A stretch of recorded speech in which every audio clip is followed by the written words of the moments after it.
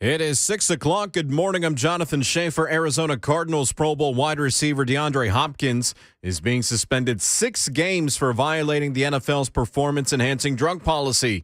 Hopkins said in a social media post that he was, quote, confused and shocked, end quote, to learn that a November test came back positive. Stanley Cup playoffs begin for the Nashville Predators as they take on the Colorado Avalanche tonight in Denver.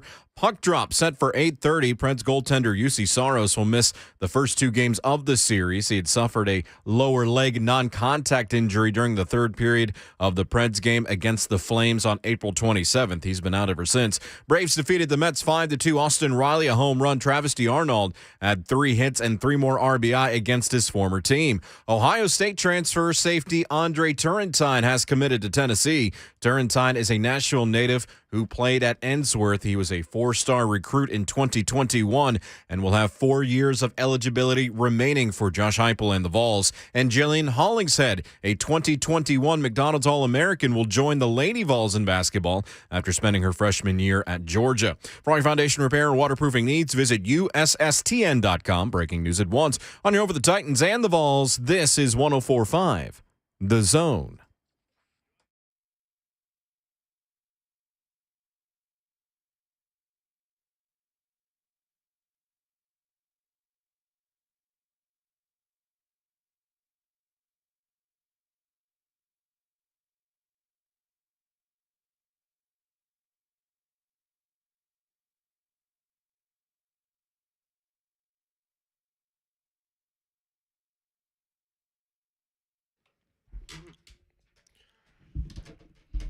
What's happening? Welcome in, Jay Martin and Ramon, 104.5 The Zone on this Tuesday, lifted up by all Four Seasons Garage Doors in Nashville. Ramon Foster's here, Jonathan Schaefer's here. I'm Jason Martin. We're with you for the next 4 hours. It's a weekday, so that's kind of how that rolls. If you're new to the city, welcome and get out. We don't have time. We don't have room. Traffic can't handle your vehicle. I didn't expect to get out. I expected what you had going on this morning. I welcomed them first. Welcome, visit, and I do emphasize visit the Pancake Pantry. Visit Kane Prime. Okay, Prime. Go see a show at the Ryman. Go check out T-Pack. Boot Barn. Maybe go to a Predators game. Yeah. Buy some boots on Broadway. The best ones are found there. Some hot chicken. Yeah. Go to Hattie B's. It'd be a good Hattie experience B's. for you. Maybe go to the Opryland Hotel. Oh yeah, I forgot about that. You can walk around there. Be past Opry Mills by the time the sun goes down. Last night I was there in the dark and I realized I was in the walking boot and I was like, At Opry Mills? yeah, because I had this screening last night for Doctor Strange. Oh man. And so walking back to the car, I was like, I might want to get there quick. No, yeah. So basically what you're telling everyone is We don't have time for that, man. Nah. Damn. I just thought about that. The boot walking in the mall. That's a big mall too. Like how close did you park? Macaroni Grill. I didn't park very far away. Oh, okay. Golly, you should have parked at the theater, man. Well, I was beating. Oh, okay. That works then, Jay. I guess It so. was fine. I thought about it too. I was like, if you had to fly somewhere, Yeah. I'm not joking. Yeah. I'm just asking. When you book your ticket, would you request handicap assistance? I don't think so. I would. I don't think so. I mean, if I've got in most other places, there's not really assistance there. The lucky thing for me is I broke my left foot. If I broke my right foot, I don't think I could have driven. You'd have taken the shoe out. That would have been more of a headache. I've been there. I'm talking about just a headache. I've had my right ankle sprained and in a boot and got to drive, like hopping in the car, waiting at the door, like, oh, I'll take this off. Then hop in. Then whenever you get out, you can't just get out and don't let it be raining. Oh, yeah, I know. Oh, my gosh. I mean, the annoying thing with this, and anybody that's had a boot can attest to it, I'm sure, is just the Velcro straps just get twisted amongst themselves. There's not really a place to put them. So they end up on the wrong line, and you've got to pull them apart. And every one of them is just basically a minefield to wake CG up. Because every one of them, like, let's just rip it off quick. Every single one of them is a shh. Speaking of crying, A.J. Brown talked yesterday. Oh, I'm just kidding. Can I throw a little something out there? I saw one of our great friends, and I'm gonna say something to him later. But it was AJ had his presser yesterday. He was like, "I wish all Nashville media would stop talking about AJ. He's over. We're done with him." I'm like, you can't have it both ways. Come on now. Like, number one, it's the job to talk about AJ because why? He's one of the best receivers to come through here. He's one of the hottest wide receivers in the whole NFL. Why will we not talk about his press conference? I'm okay with that. And there was a whole lot of nonverbal communication during his press conference yesterday, and some verbal also. I got to give it to him for a guy that's as young as he is, and at times has his moments with, just him being young. I don't want to call him immature because, heck, people might think I'm immature as hell, but he handled it fine. Jay will shake his head. Well, Shay sort of did first. Just because you are.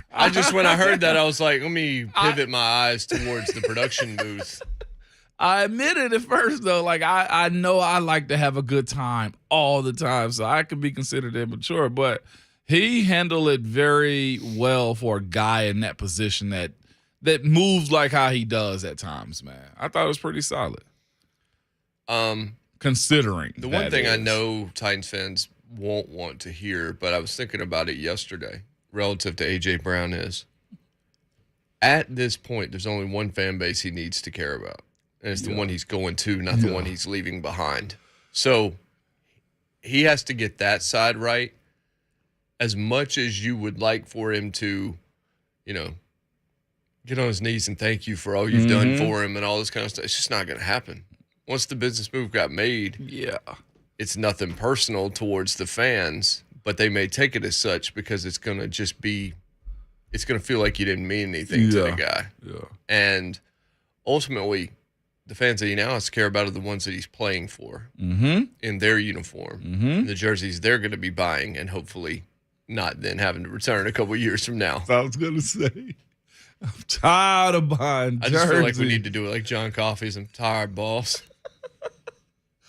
I feel like tired. That could easily be. Jacksonville goes through that. Tired of buying jerseys, man. I feel like the Jets, Giants, who else? Cowboys usually keep their guys around. Well, yeah, I guess they got rid of Amari. Amari's gone. Randy Gregory is gone. Randy Gregory's gone. Lyle Collins is gone. Never mind. Denver's in and out. I feel like the way the Rams get stuff done, they are a don't buy a jersey team. Well, that's a fun topic to do when we talked about it yesterday. So, just a random question. I'm tired. Today, when did you buy your first jersey? What was the most recent jersey you purchased? How many do you own? Will you buy a new jersey again with a player's name that's active? Obviously, you would buy one again if you're a jersey person of, a veteran or a legend or Hall of Famer or whatever like that, but an active player. Did this one burn you? And tell us if you have an AJ jersey. I got one in mind already that I copped in high school after cutting yards all summer long. I got my back to school clothes. Are we revealing now? Sure. I'll never forget Orlando Magic's. Is it Shaq or Penny? Penny Hardaway, #1 swingman jersey. Boy, let me tell you, I thought I was the flyest kid in the school, man. I had on the white. Been. Oh, with the swing man, with the star on it, with Penny. Oh my God, you want to talk about killing it? The black one with the pinstripes. No, it was blue with the pinstripes. Oh, okay. It was that one. Yeah. And I had, how at the time we weren't at the tall T stage. We weren't there yet, but I had the white, basically undershirt underneath it. Man, it was crispy. Jay, you want to talk about a full tilt, just cool jersey? That Orlando Magic's Penny Hardaway, #1, especially being from West Tennessee also. Oh, I was killing it. That was probably my only jersey till I got to high school. I didn't get one until, except for like when I was a kid and I had like the kids Elway. Oh, did you? Yeah, my parents, like when I was a kid, I had a kids Elway and a kids Jim Everett from the Rams. Jim Everett, wow. Yeah. Man. I liked quarterbacks when I was a kid. Yeah. So I liked Ken O'Brien of the Jets, and I liked Jim Everett of the Rams. And then Elway obviously was my guy. Yeah. So So they got me a few different ones when I was a kid, but they weren't T-shirt jerseys, but it's not like these things were like hand stitched or anything. The first jersey I actually got myself was the Champ Bailey that you saw the day Russell Wilson was traded to the Broncos, and I wore all my stuff in the 2X that had been through the laundry about 100,000 times. That's tough. Yeah. Stitch jerseys. The first Stitch jersey I've ever owned is the Kraken one you got me. For real? The old Kraken, man. By the way, hockey jerseys. They're so nice, man. Close. I love them. In the fall, throughout the winter, the best ones to have on, hands down. Like I'm gonna get a Penguins Paul Coffey jersey this fall probably. I love Paul and Penguins are my team, and but I Stitch jerseys and jerseys in general just most of the time I just didn't buy a lot. And the thing was, Stitch jerseys a lot of times they just didn't go up as big as I was. They didn't. They weren't comfortable. They were too short. I was 400 pounds, not really an athlete. Not really an athlete. Like there was, it was ridiculous. Now I can do what I want. Yeah. Now I want a bunch of jerseys and stuff that I could never find. Like, man, I don't go to a concert anymore without buying a shirt, if not multiples, and it's because I could never do it before. Man, I'm gonna be real. I walk right past those t-shirt booths. I'm like, I done already spent crazy cash on these tickets. I'm not about to buy some more merch. The only ones I thought about some fans. If you support the artist, well, man. yeah, the Travis Scott concert. I thought about that. I was like, God, dog. I didn't get it, but at the same time, I was just like, man, I ain't finna get that one. We already got a violent tweet too for the day from Arthur Hand. I don't know if he deleted it. Now he's like, I had a Brown jersey. I threw it in the Weber. Good barbecues though, or good burgers though. He burnt the jersey. Come on, Arthur. That's rough, man. Be better, man. Thomas Burrow, what's up? Can y'all hear me? Yeah, we got you. Hey guys, good morning. Morning. Hey, I've come to the conclusion that I'm not buying any more jerseys with players' names on them because this past year I got me a nice brand new jersey for Christmas with number 54 with Evans on the back of it. Mm-hmm. Oh boy. Mm-hmm. So, here I am. The one I had before that was a Corey Davis jersey. God, come on, man. I know. One more strike and I'm out. Jake Locker. So, yeah. Hey, I've got a number 10 BY. I've got a number 10 Jake Locker. I've got two number 8 Mariotas. Two of them. Yeah, I got the Army one, the green one with the gold number, and then the regular, the blue one. He autographed it, but on his way out of town. What I'm gonna do? I'm gonna get me a jersey. I haven't decided if I'm gonna go with my old high school number or my favorite player number, and just put my last name on the back. Yeah, at least you're not going to leave yourself, Thomas. That's the way to do it. That's so basically true. For you, considering how this has gone for you, you pick a top 5 of jerseys you want, and then throw them out because those guys are all leaving the team. And as a matter of fact, you call us and you tell us who you're about to buy. That way we can go ahead and plan for their next destination. There we go. We can help us out, and then we'll say, hey, well, here's who's going to be here. You go get that Ben Jones jersey. Yeah. We would have told you like 5 years ago. Was crazy. Thomas' method wasn't wrong. He went for the first round guys. Yeah. He did. Every single. You think those have the best chance of sticking around? They do. Most times you get at least 4 years out of them. How long is enough? I know. I feel for Thomas though. Both teams played hard. He sold out for them, man. That's why you go with the classic and you get a classic jersey. That's what I just said. I'm getting a Paul Coffey. Yeah, because I've got a Pirates Roberto Clemente. Yeah, I got a Clemente. I could get I'd certainly want a Lemieux down the road. Yep. Matter of fact, Mookie got us last year. Yeah, got my wife and the boys. They wanted Mookie, Boston Red Sox. Better get that Dodgers ready. Literally about a month later. See, if you never got a Pekka Rinne hockey jersey, you can do it now. Yeah, classic player. Pekka is a perfect. Or Mike Fisher. Or Mike Fisher. You know what I did about a month David or so Legwand. What'd you do? Y'all know what I did a month or so ago? Got a Mookie jerseys for the Dodgers. Oh. I'm the sucker. I'm the problem here. Man, you are a simp. 615-737-1045. Teresa Walker, Ron Slay later today. Antonio Classic, we're going to get to your phone call next. What's the first jersey you bought? What's the most recent one you bought? Are you now kind of, I'm not buying one of an active player on the team that I cheer for. And did AJ burn you? Do you have an AJ, burning up your closet right now that you need to do something about? It's Jay Martin, Ramon, 104.5 The Zone.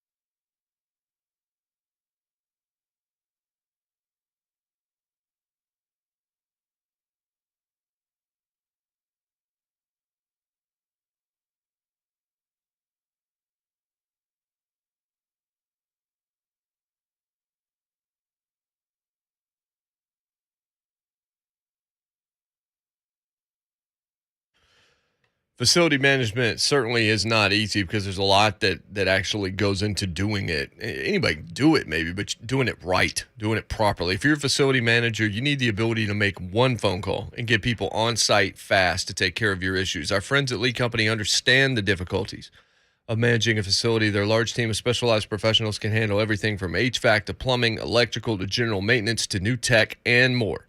Even better as your facilities continue to grow and the complexity of those systems continues to increase, Lee Company then becomes your on-site strategic partner. They can customize their approach to your facilities uniquely and provide you the custom solutions that align with your long-term strategic goals. With Lee Company, if you notice how many times I've said you or your in this, it's because you stay in control with Lee Company. They're going to help you out. They're going to help you get the to-do list on that facility taken care of. So stop waiting. Call Lee Company today. Make your life easier. 615-567-1000. That's 567-1000. Or visit leecompany.com and click My Facility to learn more.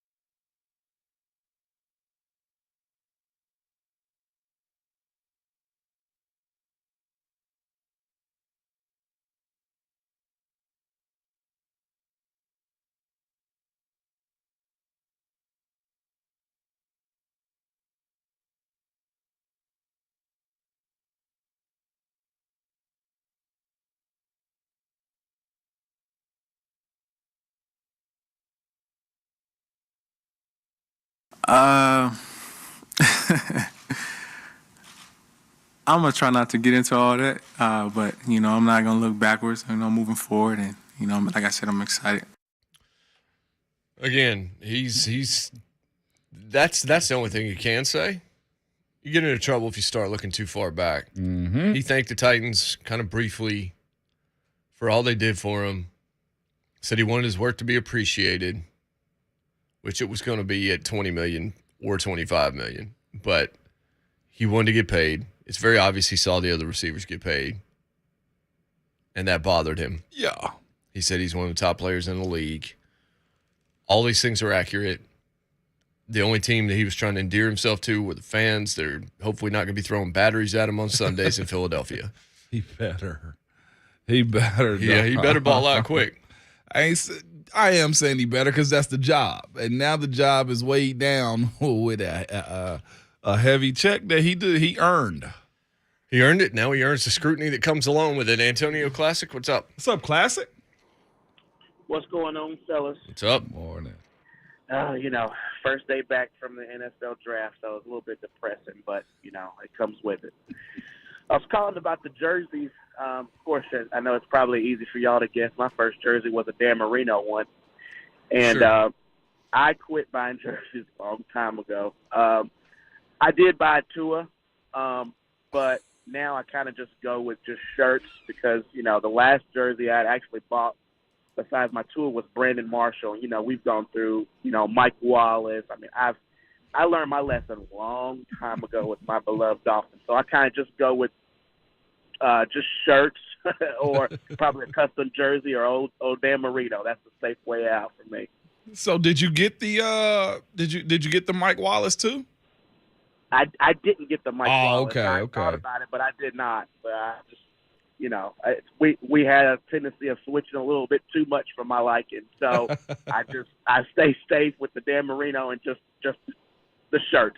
Shirts with what? The Dolphins logo and stuff like that on it? Yep, different shirts, yep. Mm-hmm. Okay. Yeah, well, hopefully they don't leave the city. That'd be the only way, but yeah, that works. That for you, works. Classic. Yeah, that's smart. Like, there's the other debate, and that's the question. So what's the last jersey you bought? Did AJ burn you? Do you have an AJ Brown jersey that now you side-eye when you walk in your own closet? And what's the most recent one that you bought? Just jersey talk in general. The one thing we haven't mentioned is, are you one of the get off my lawn people that can't wear a man's jersey? It's younger than you. No. You're an adult. After you're 18, you can't wear a jersey, all that kind of stuff. Because there's that debate that's always out there, too. For a while, I don't know, I might have been more on the side of, don't do the jersey thing when you're an adult unless you're John Cena. Nah, I'm into the jerseys. I like jerseys. I do too. Baseball jerseys are my favorite one, especially in the summertime. I think hockey are probably. Yeah. But I mean, what you're saying makes sense. Can I be real? I feel kind of weird wearing a jersey. It's odd. Really? It's definitely a little odd. If I'm at a game, it's got to be at a game. Nah. But that's the only context to me where wearing a jersey makes sense. That's just me. There's no commentary on anybody else. I feel weird wearing a jersey. I got a list here. Scott Richardson gave is pretty much the acceptable list. Is that a listener? Yeah, it's a tweeted listener. it? Yeah, he tweeted at us on Twitter. It's at J. Martin Yeah, acceptable Titans jersey. Steve, he only gave first names and initials. That's how you know that's how you know, because we'll know who they all are anyway. Steve, Eddie, Frank, Bruce, Freak, Delaney, JC, Blaine. On the fence, KVB, Bennett, D. Mace. Current players, El Tractacito and KB. Oh, come on, go with Brett Kern. He's a legend. Yeah, Kern's been here forever, true man. too. The Kearns has been a legend too. That'd be interesting to see who's acceptable. Who have they bought and what's acceptable now? See, Kern's at a point that if for whatever reason he were to leave and play 1 or 2 years elswer, you're fine because he'd played here for so long. Yeah. I guess Derek Mason's on the fence because he played a lot in Baltimore. Yeah. I'd put him in the safe category. I think you could still be safe with. That's gonna be The interesting. last jersey I got, obviously, was the Tractacito.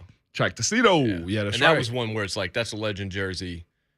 that's a Titans. You know, He's cemented. That's a throw. That'll be the throwback for the team. That'll be one of like the 3 throwbacks 30 years from now that people are still wearing. Yeah, because again, even if he's gone 2 years from now, he's done all of his Derrick work Henry here. This is me being I'm an Alabama guy, so I think Chris Johnson's a acceptable jersey to buy. I think CJ2K I think is. that's safe. I think it's safe. Nobody cares that he played in Arizona. Or Miami. Did he go to Miami too? We just got shot I'd in have to Miami. look that up. Arizona's the only one I didn't think of. What did he say? You got shot in Miami? It was one or the other.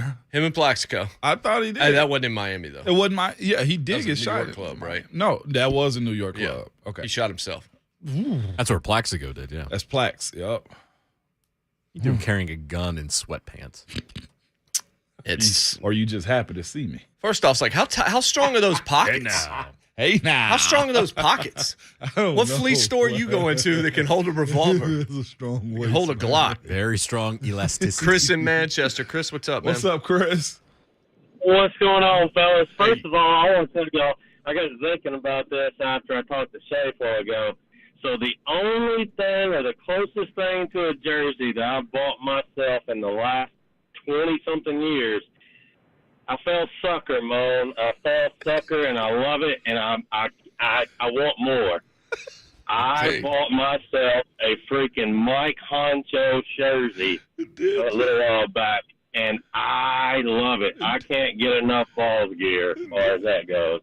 I appreciate that one. That was kind of cool. That's fair. All right, so my first jersey, I'm an eclectic guy. I like stuff that's different from everybody else, but I'm also not loyal to any pro sports team. Okay. Because players are not loyal to them, and the teams are not loyal to the players. So I just don't do it. We could be All right? friends. So my first jersey, even though I'm a Bulls fan, and I hate saying this, especially since they just kicked our rear ends in the tournament, I had a Jimmy King jersey when I was in grade school and stuff. So about the Michigan? Oh, yeah.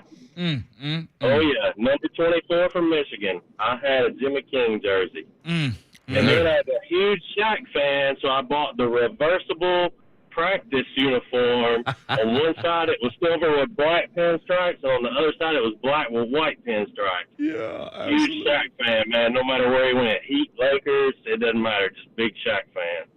So, That's real. Big Aristotle. That's fair. Oh, yeah.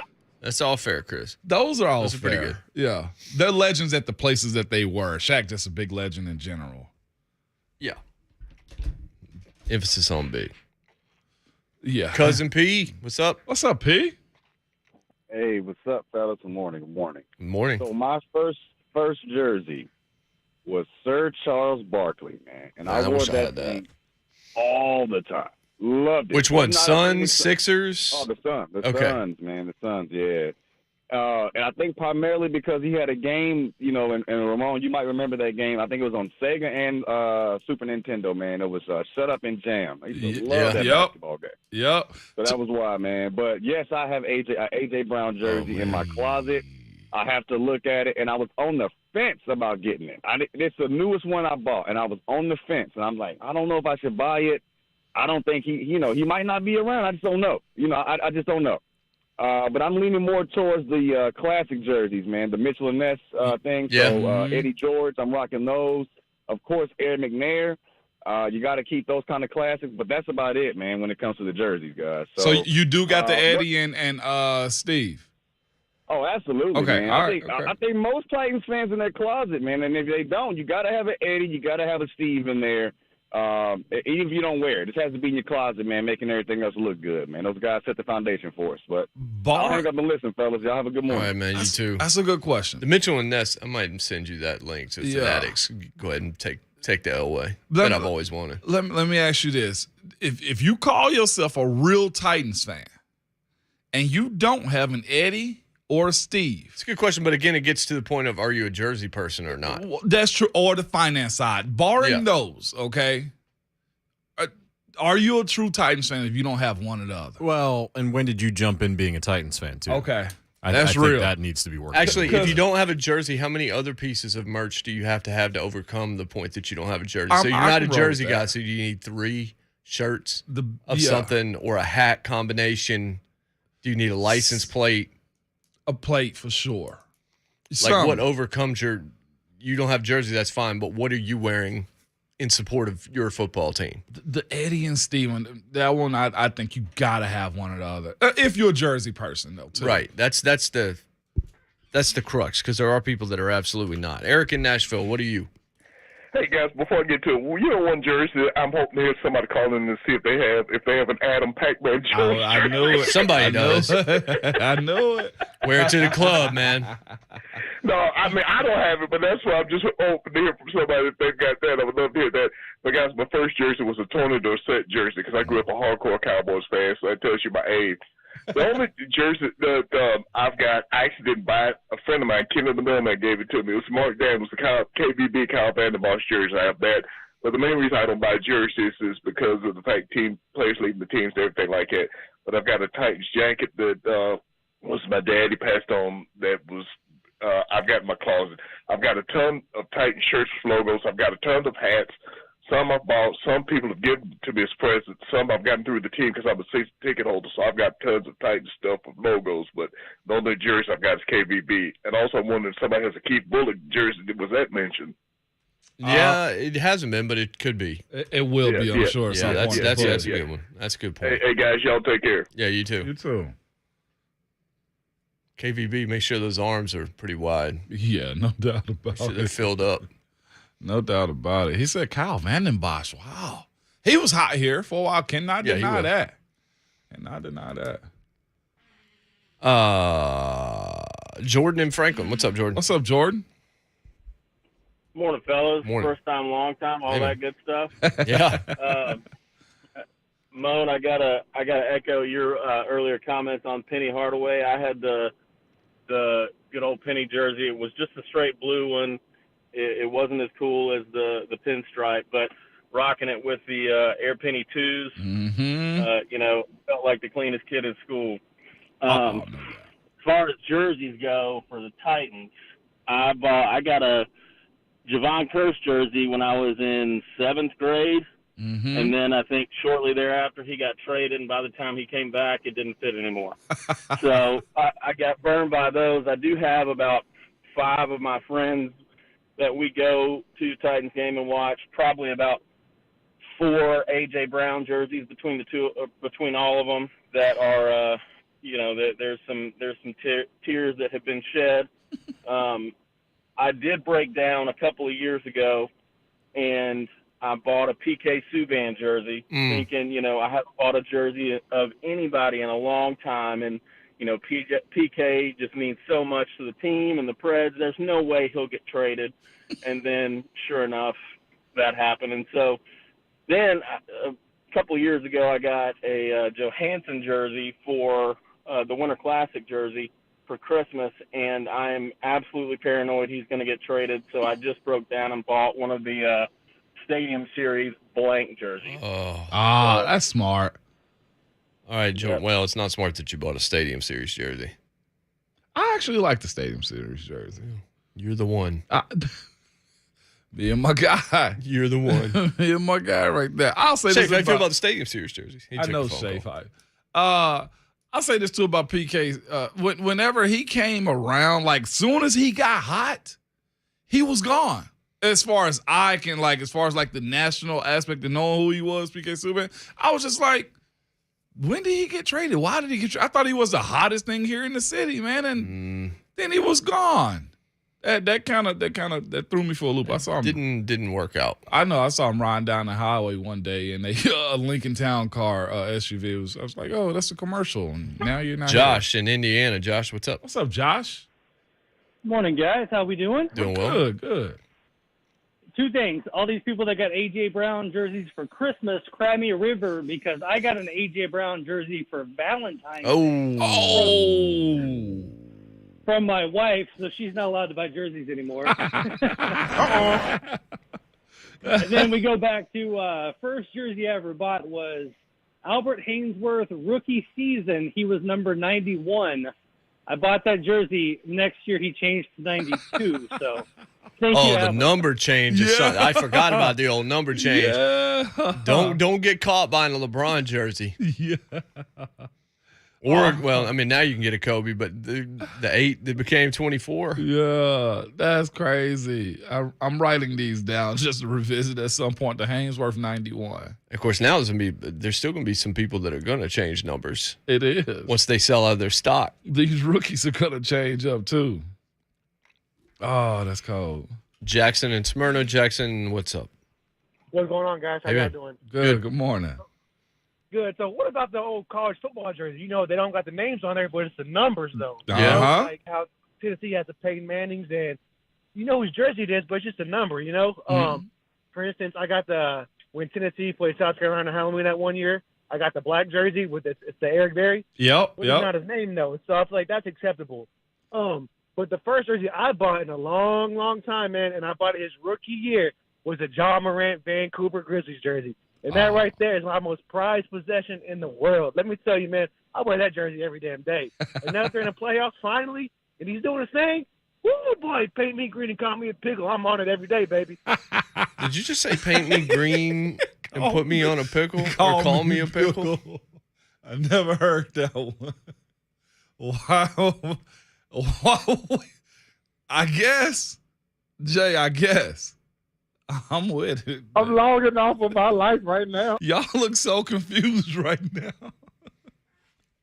Jason is confused. Missed the elbow rest on the chair. Almost lost you right there, Jason. Not really an athlete.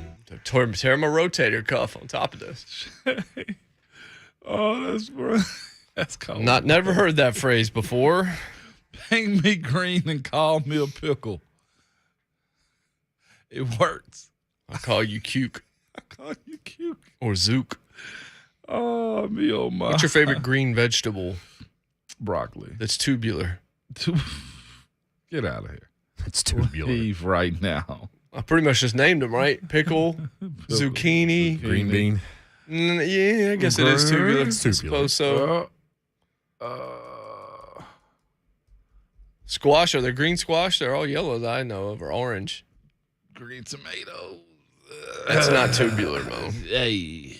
Kind of celery, you don't cut it up. Celery, yeah. That's not tubular now. What? 618, it sort of is, yeah. It's actually tubular in two different ways because you could see yourself tubing down it. Yes. It's like a water slide. Water slide. 615-737-1045. We got Ryan, Mike, Blake, Brian, Chris. We got multiple Chris. We got Chris Cross. They'll talk about the last starter jackets they bought and wore backwards. If you're on hold, stay there. Got to get to the break. But afterwards, we get right back to the phone. You see how many we've rolled through, so we will get to you. It's Jay Martin and Mo on 104.5 The Zone. Yeah.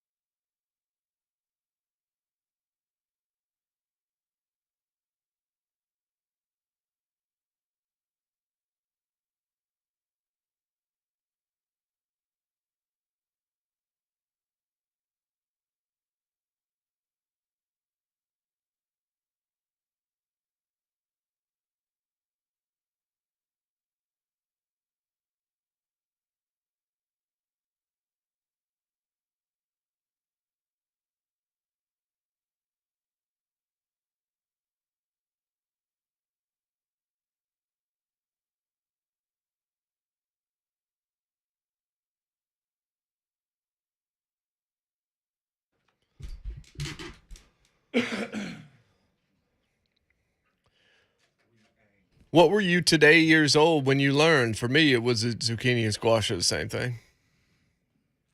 You also didn't know that yams and sweet potatoes are different. No, I didn't. I thought they were the same thing. Then I go to foodnetwork.com, researching during the break for the show, for all of you out there. Oh, I'm going to read this. Shafe, let's see. Shafe, any bets on if I can get through these 2 paragraphs? No, 3 paragraphs, short paragraphs, with a straight face? Not a chance. No, not even close. There are a lot of close cousins in the produce world. We see you sweet potatoes and yams. It was at that moment I was like, yams and sweet potatoes aren't the same thing? I thought one was just like a different way to say sweet potato, but it's not. But one of the most vexing questions, especially come late summer, is, are squash and zucchini the same?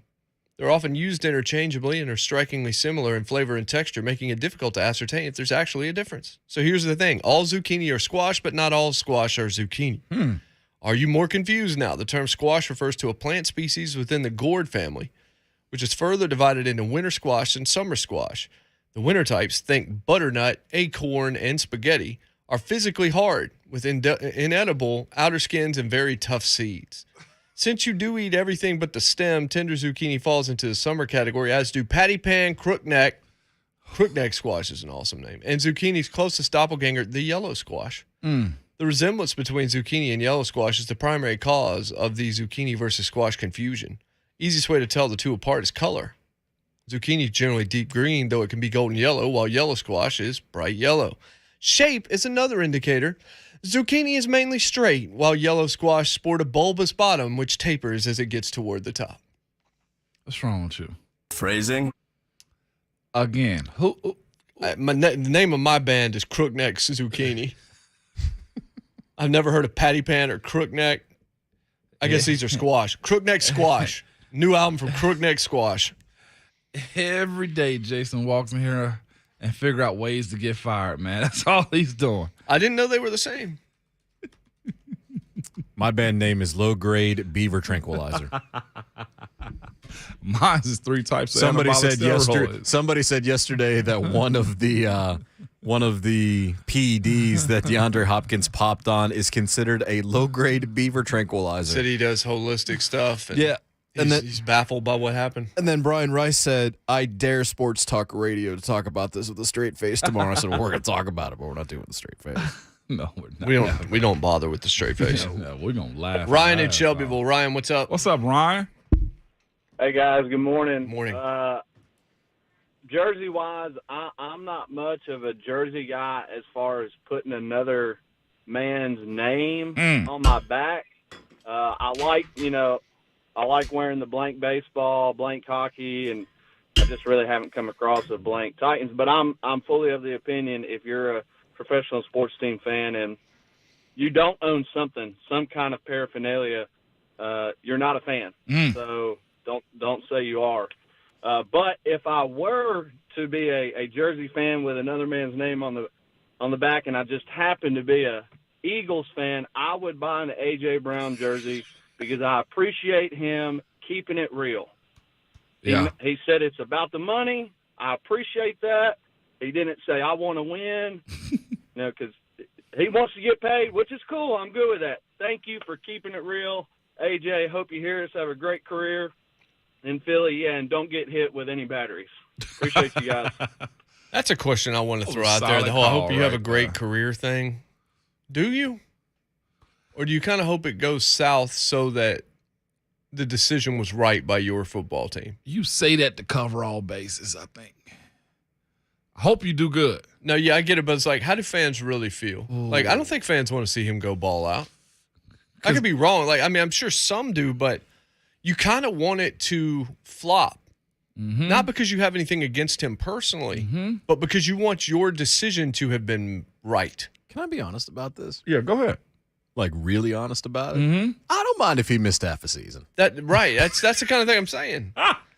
I think that's the honesty right there. I kind of don't. He said it. I don't want him maimed. I don't want his career to be over, but I'm like, you want that same energy. I kind of want him to miss 6 games. If your team makes a decision, ooh, you're more invested in that decision being right than the guy that you loved while he was here going and balling out when it doesn't benefit you at all. I know it sounds selfish, but you're a fan. You're a fan of a team for a reason. You cheer for that team to win at all costs all the time. You will let the bad call go if you benefit from it. You always want to win. You are selfish. You're a Titans fan above all else. So when I hear man, I hope he balls out. I hope he does well where he goes and all this. It sounds nice, but do you actually believe that? Because you'd rather John Robinson have been right. Mm-hmm. It's like, see, we could have paid him, but look what we would have had.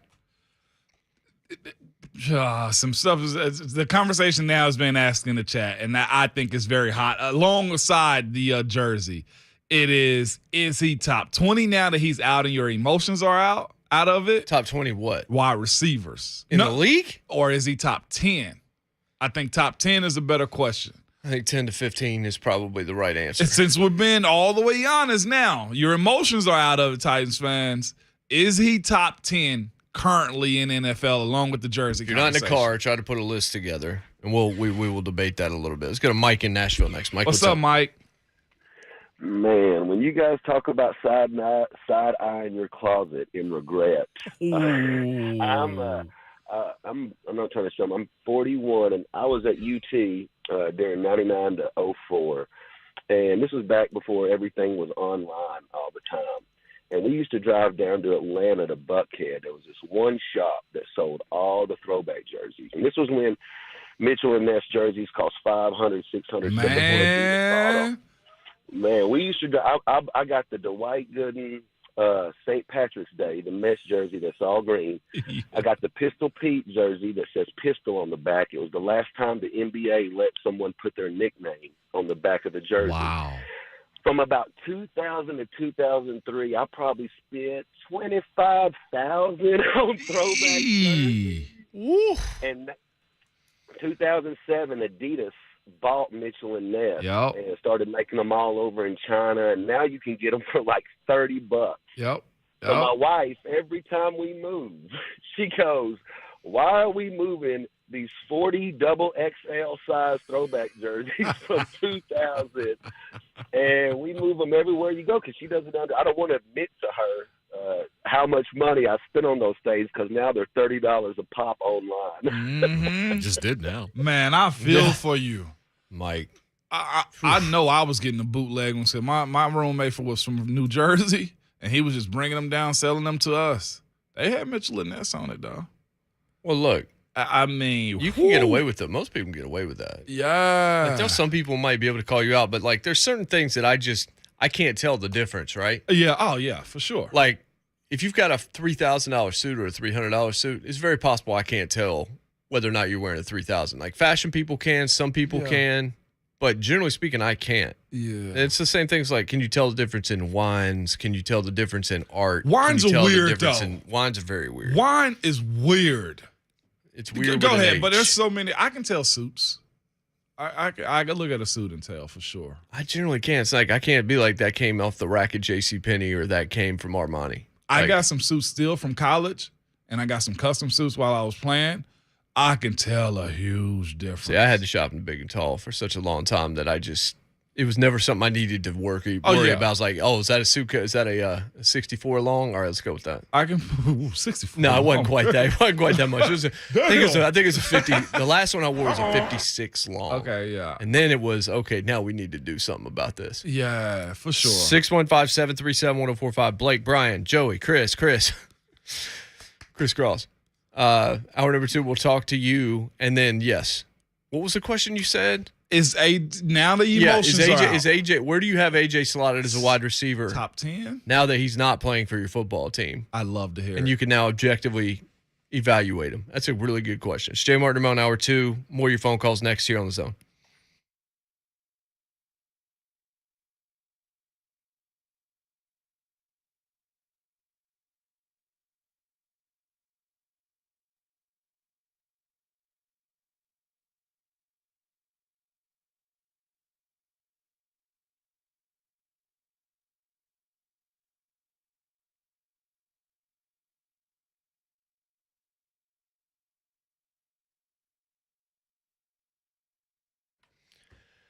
So you want to paint the living room, but you haven't gotten a yes or no. You want to have that pet. You're not sure if there's going to be a deposit. You're not sure if you can do it.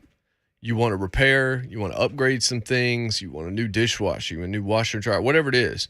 But you got to submit requests for almost everything. Then you are at the mercy of the landlord's timetable. Renting can get old. Instead of sending that monthly payment to his pocketbook, why aren't you putting that to work for you in your dream home, creating equity? It's a big decision.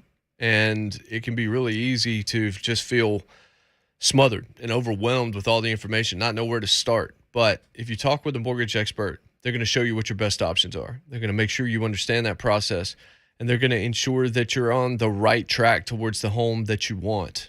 As a Southeast leading mortgage lender, Mortgage Investors Group here to help you get not just any loan, but the right home loan. They care. They're committed to helping you close on time. They're committed to helping you structure things right. They're committed to your dreams being realized. Let Mortgage Investors Group go to work for you. You'll be so glad you did. Go to migonline.com. That's migonline.com. Find the office nearest you or text MIG to 31399. 3 letters, MIG to 31399 to get pre-qualified. Mortgage Investors Group, the right home loan, equal housing lender, license number 109111.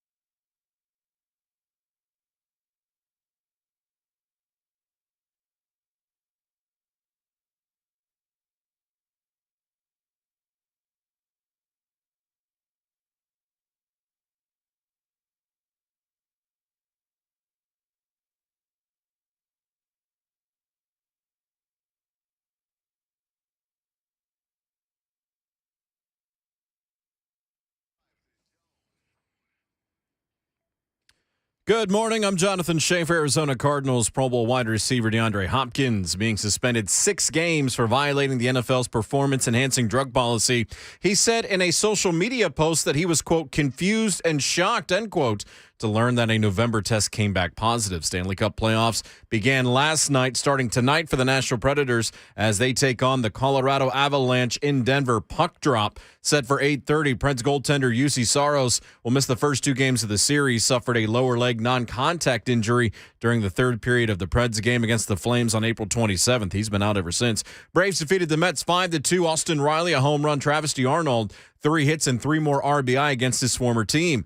Ohio State transfer safety Andre Turrentine has committed to Tennessee.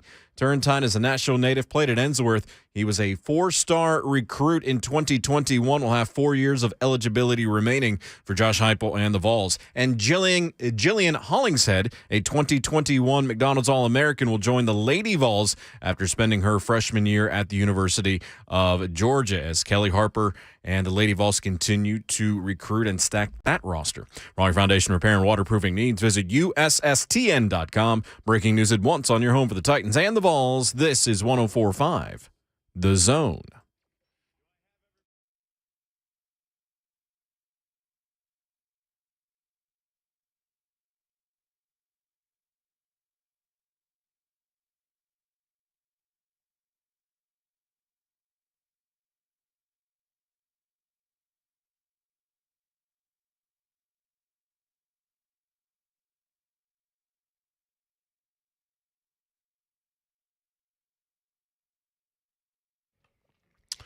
What's happening? Welcome in hour number 2. J. Martin Ramon, All Four Seasons Garage Doors, our title sponsor, and the reason my garage is working the way it is. LiftMaster in my house, I want you to just say the one they put in J. Mart's house, put in yours. Put in mine. AllFourSeasonsGarages.com is the number and the website. Actually, it's not a number. It's just a website. That is a demerit. Yep. Teresa Walker next hour, Ron Slade, 4th hour. Golden State, Memphis tonight. I was looking at it. You get in that building for $57 right now. That's tough. I'll take it all day. It's top level, but playoff those game. are fine. Yeah, yeah, it's freaking playoff. You can sit low for from right at $200, which isn't terrible either for a playoff game with Steph Curry. About $200. Wow, that's actually pretty good. Considering it's a playoff game in that building, which has maybe the best atmosphere in the playoffs right now. And the stars are gonna play. Yeah, yeah. You go see Steph and Draymond if he doesn't get ejected again. Still a terrible call. Blake in Florida. What's going on, Blake? What's up, Blake? Man, I just wanted to touch real quick on the jerseys and A.J. Brown. I had a Blaine Bishop jersey growing up, and man, the Hitman, he just, to me, that's another one of those legends that I don't feel bad about sporting. Mm-hmm. But I got tired of buying jerseys, man. And if you look around the Jake Locker, Vince Young era, a lot of people were tired of buying jerseys. They were throwing tape on the back of these things and writing Locker across the back. But on the A.J. Brown thing, you don't see many people, other fans, going out there saying, why didn't we go get A.J. Brown? Just to kind of give you an idea of what the rest of the league looks at him. Yeah. Great player. Just the injuries all the time, man. Just I think that was a big deterrent for a lot of teams there. Yeah. Well, I mean, it's the money. A lot of teams would love to have AJ. Yeah, I don't think he was necessarily available to other teams. I mean, this looks very choreographed. Yeah. Well, he was top 5 in PFF numbers for the last 2 years in a row. Guys at The Athletic loved him. He's a very popular player with high rankings across the board. It was a lot of money, and there were only a few teams that looked like that were in this market to be able to negotiate. And AJ ended up playing with his friend, Jalen Hurts. Yeah. They said they kicked it at his daughter's birthday party and said every time they're together, they go out and play catch together. And I'm like, well, that's interesting. But he said over that conversation, they spoke about, man, well, what if we could play together? And that's how it all came apart. That's together. What I said. Like I said, that's the way it started happening with the NBA. They go play internationally, play these tournaments or in the Olympics. And they're like, man, we could do this for real. Start talking, hanging out, playing cards, whatever. His contract breakdown is very, very is favorable to him and almost to Philly. Very favorable for him. If you want me to read it off, you want to find it? No, go ahead. If you got it, I don't need to look it up. Man, it's he signed a 4-year just to see where he was at, and you got to commend John Robinson for not taking the bait almost. Okay, it was 4-year, $100 million, included $23.2 million signing bonus. 57 guaranteed, an average of 25 a year. His base salary would be $986,000 during the year. Has a cap hit of 5.6 and dead cap of 39.9, which he's gonna hit. There's $40 million guaranteed at signing. So he get the signing bonus, 2022 salary, 2023 compensation, plus 3.7 of the 2024 salary. 2023 option bonus is 10.17 guaranteed. The remaining 16.47 of 2024 is fully guaranteed on the third league day of 2023. Also has an injury guarantee at the signing. 2024 per game and workout bonuses are fully guaranteed on the third league day of 2023 also. And he also has a per game active bonus of $30,000 up to $510,000. So they're looking at him as saying, we need you to be there and we'll give you $30,000 per game. 2023 to 2026, if he makes an all-pros, an extra $500,000. So that's a lot of cash. He if he stays healthy, he might see all of this deal, which is rare. Still a big if. Yeah. Chris in the borough. Chris, what's up? Hey, what's up, guys? Hey, man. Wanted to kind of touch on your jersey situation. Yeah, I got a few jerseys. I'm a big Titans fan. I don't only have jerseys. I've got stuff around my house. One of my bathrooms is Titans gear. On my truck, I got it everywhere. Yeah. But, the 3 Titans jerseys that I have is Javon Curse and Chris Johnson. But the one I won't ever part with is a Steve McNair jersey. Sure. Mm-hmm. That's my guy right there. He'll always be my guy. And God rest his soul. But I love Steve McNair and everything, but I've got a lot of Titans gear and stuff like that. Mm-hmm. But one jersey that I got that I will part with, and you got to be a Lakers fan. You got to be an old-school Lakers fan to get this one. I've got a Kareem Abdul-Jabbar jersey. Mm-hmm. And I don't know if there's a Lakers fan out there, but just would like to have that, they can have it. But, yeah, like I said, I'm a big Titans fan and everything, and I love, I go to some of the games and everything, and watch them every single week on TV. I will listen to your show, and I just hope that whatever you're talking about that day is going to be something with the Titans. Mm-hmm. Oh, thank you, Chris. I appreciate it, Chris. I don't think you have to be an old school fan to have a Kareem Lakers jersey. Yeah, no, that one's sick. That's legendary. That's a safe one. Oh, yeah. Cousin Joey in Cross Plains. Joey, what's up? What's up, knuckleheads? So, I had Schaefer cracking up because when we first moved up here to Robco, we grew tobacco. And so that year, I worked in tobacco that summer and made enough. My parents made enough money to where it was my money, but they had to buy it for me because I was like 10. But I was an original Predator season ticket holder. Section 306, row J, seat number 2. Me and my grandfather went. With the extra money that was left over, I also bought a Patrick Cote jersey, number 17. He was my favorite player. Mm-hmm. And then after that, the second jersey that I bought was in 08. I bought a Vanderbilt Commodore jersey because, they're my team. Which also, I've been meaning, dude, my sleep has been off so much, but I actually found out the other day that a boy I remember the day he was born.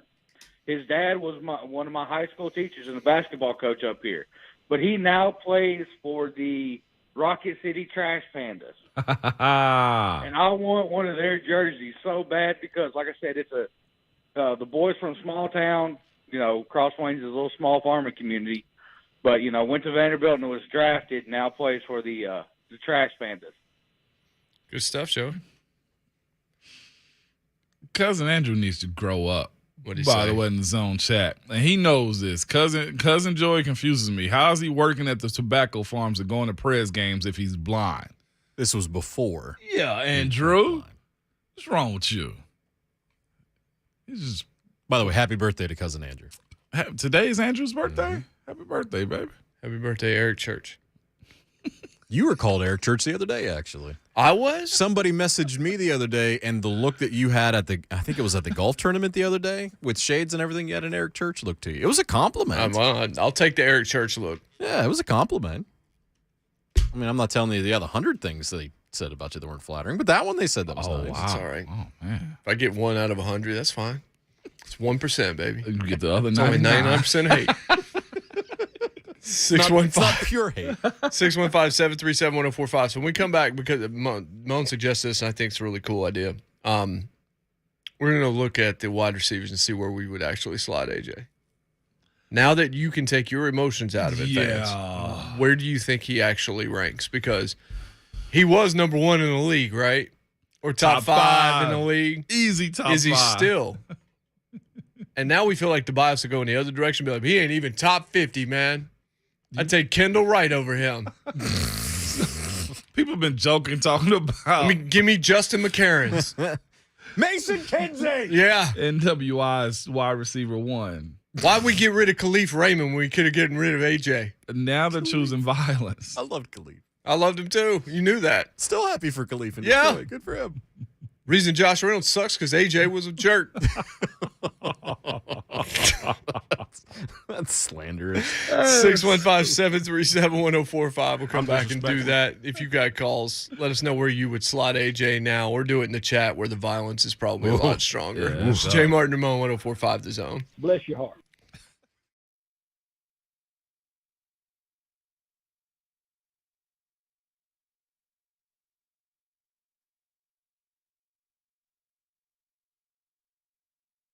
Business owners, are you feeling boxed in by the pressures of running your business, managing remote workforces, keeping up with the changing regulations and HR compliance, hiring and retaining top talent, handling payroll? This list goes on.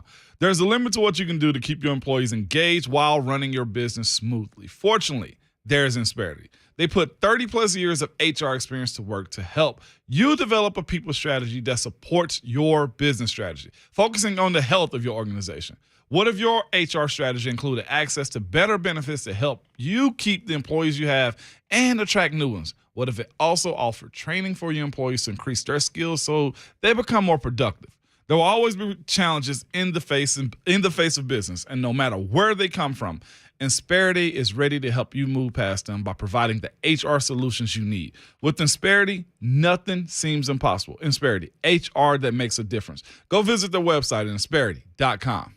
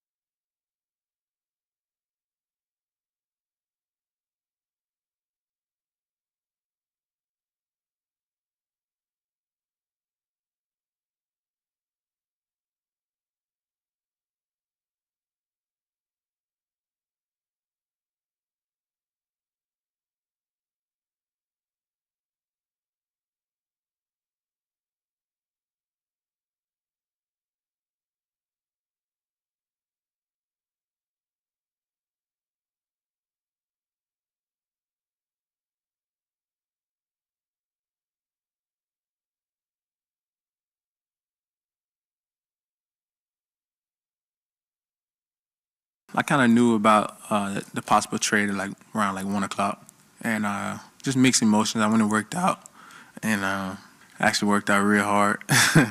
Tried to get some stuff out of my chest, and it was just ups and downs. Like I said, it was bittersweet. I was a little sad that the time was on board with the trade, but it's a part of the business, and that's fine. But once everything got done and the trade went through, and Jalen called me, he made it a lot easier. That was A.J. Brown. Sounds like they had it together already. AJ I feel like he was attached to the Titans. I think there's some truth you heard in that the whole lie. I was sad that they were on board with the trade. Yeah. And they were willing to let me go, which I can understand. I think he was more aware of the trade than 1 p.m. on Thursday, though. He said 1 p.m. is about when they knew. Yeah, I'm just going to be cynical. I don't believe that. I'm sorry. Don't think so? I don't believe it. So you think it was happening the week before, throughout, or what? Again, and I mean, you can trade medical information, but he knew they were at least entertaining ideas. I'm just confused on. I think they honestly fell short on time when negotiating came about. Just me personally, because it's like this: if AG asked for $80 million guarantee, was the rumor that's out there, 25 a year, and the Titans come back and say 16 with incentives up to 20. I think that's part of the negotiating part of it. I'll say this too, and this is me saying this is my opinion.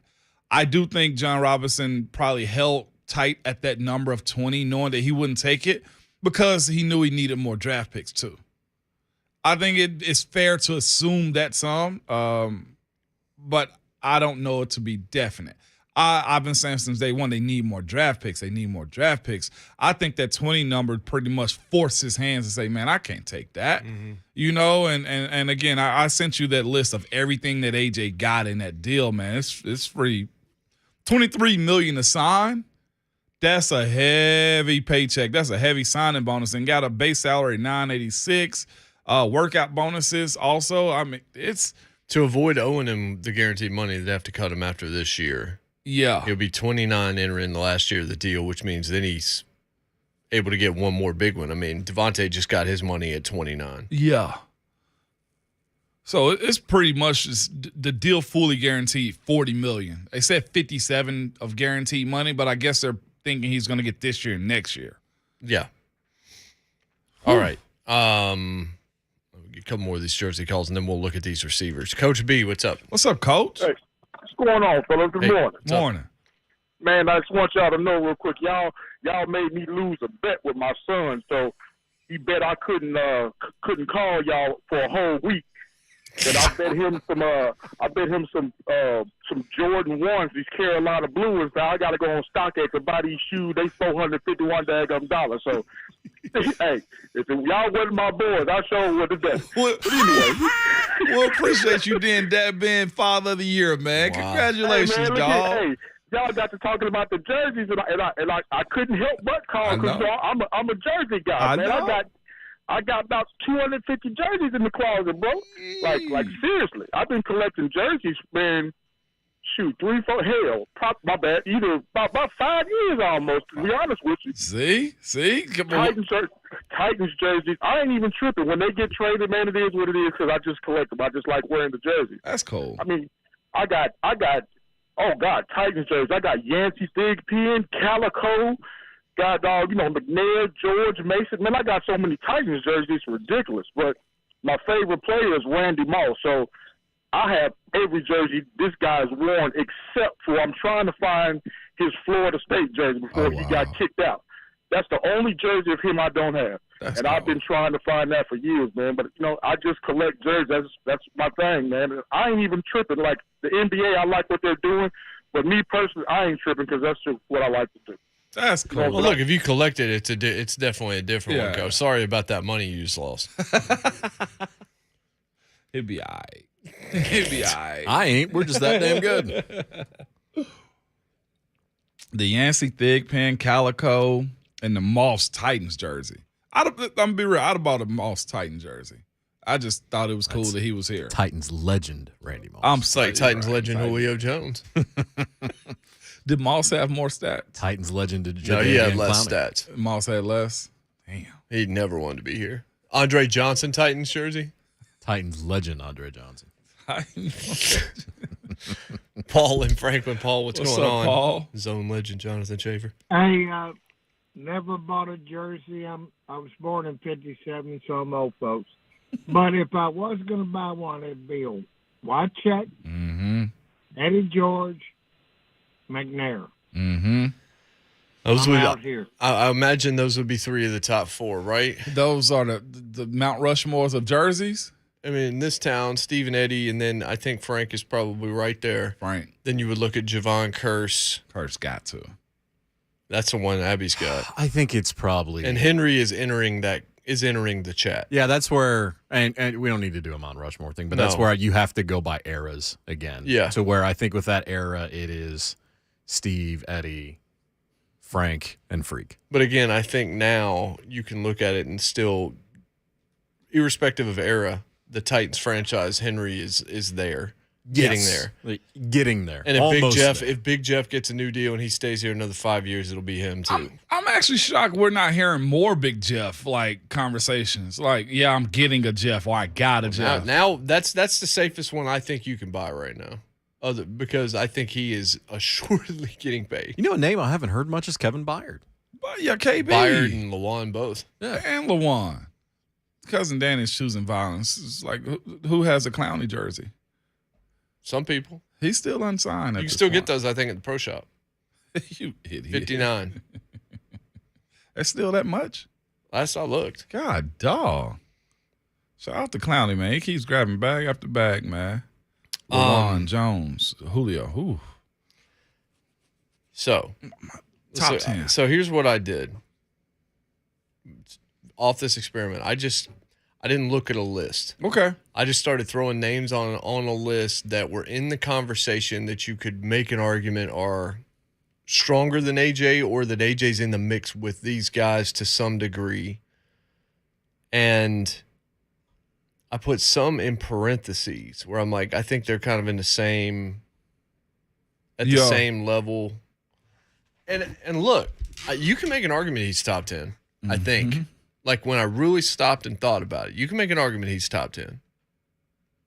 But the names that I put down, you tell me if they're similar to yours. All right. I got my list. Cup. Yep. D-Hop, even with the suspension. Yeah, he's on here. Devontae. Yep. Stephon. Yep. Tyreek. Yep. Justin Jefferson. Yes, sir. Keenan Allen. Keenan was close. He was close on my list. Always disrespected. I felt He's bad. Always disrespected. I felt bad. God, I felt bad by that one. Mike Evans. I felt like Evans slid. He's like 11, 12. Jamar definitely made it. Okay. I have OBJ when healthy. When healthy. I did it recently is how I put this list together. Okay. Yeah. Then in parentheses, two parentheses, one set of parentheses, I have Kelsey, Kittle, and Waller.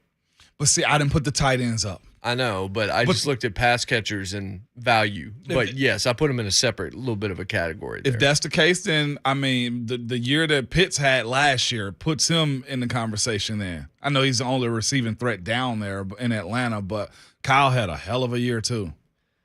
I've got then I've got your DKs, your Debos, your Chris Godwins, your Michael Thomas. I forgot about when he's healthy, and Terry McLaurin. Like those are the other guys I had in parentheses that I came up with. And then like you could start to look at Amari. Yeah. But I'm taking AJ over Amari all day. CeeDee Lamb, Cortland Sutton, guys like that are probably next tier guys. Yeah. And I'm probably forgetting some guys. The Brandon Ayuk's. Yeah, you mentioned Godwin, CD. Yeah. Debo. Yeah.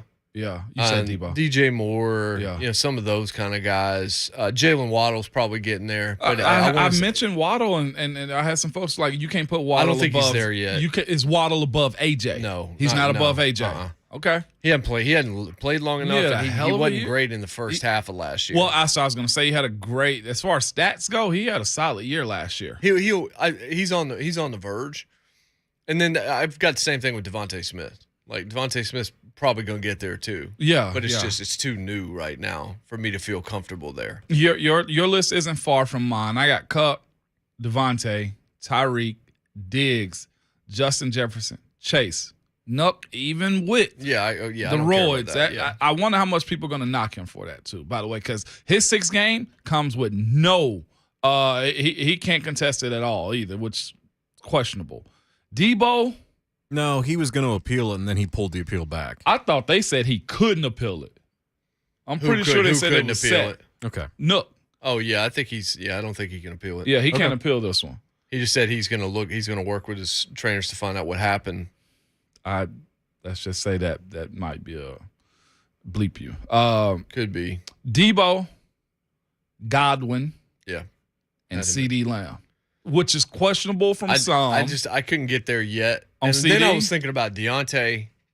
But Deontay's Deontay's product got a lot of of drops, and he's another He one of had those 5 on the Pittsburgh year, I wide think. receivers. I think he had 5 on the season. Well, last year he had a ton. Well, that's what I'm saying. Last year was 5. No, I'm not talking about last year. I mean last year. Oh, the year before. Yeah. And Claypool. I mean, like, there's just a bunch of guys on that team. I like CD because of he shows up in primetime games. Is what I just want to see. I want to see him without another person. I want to see if he was Juju or if he's AB. I'm already saying he's AB. I think he is too. Yeah, but I haven't seen him do it without Amari. That's so true at least too. I want to see that.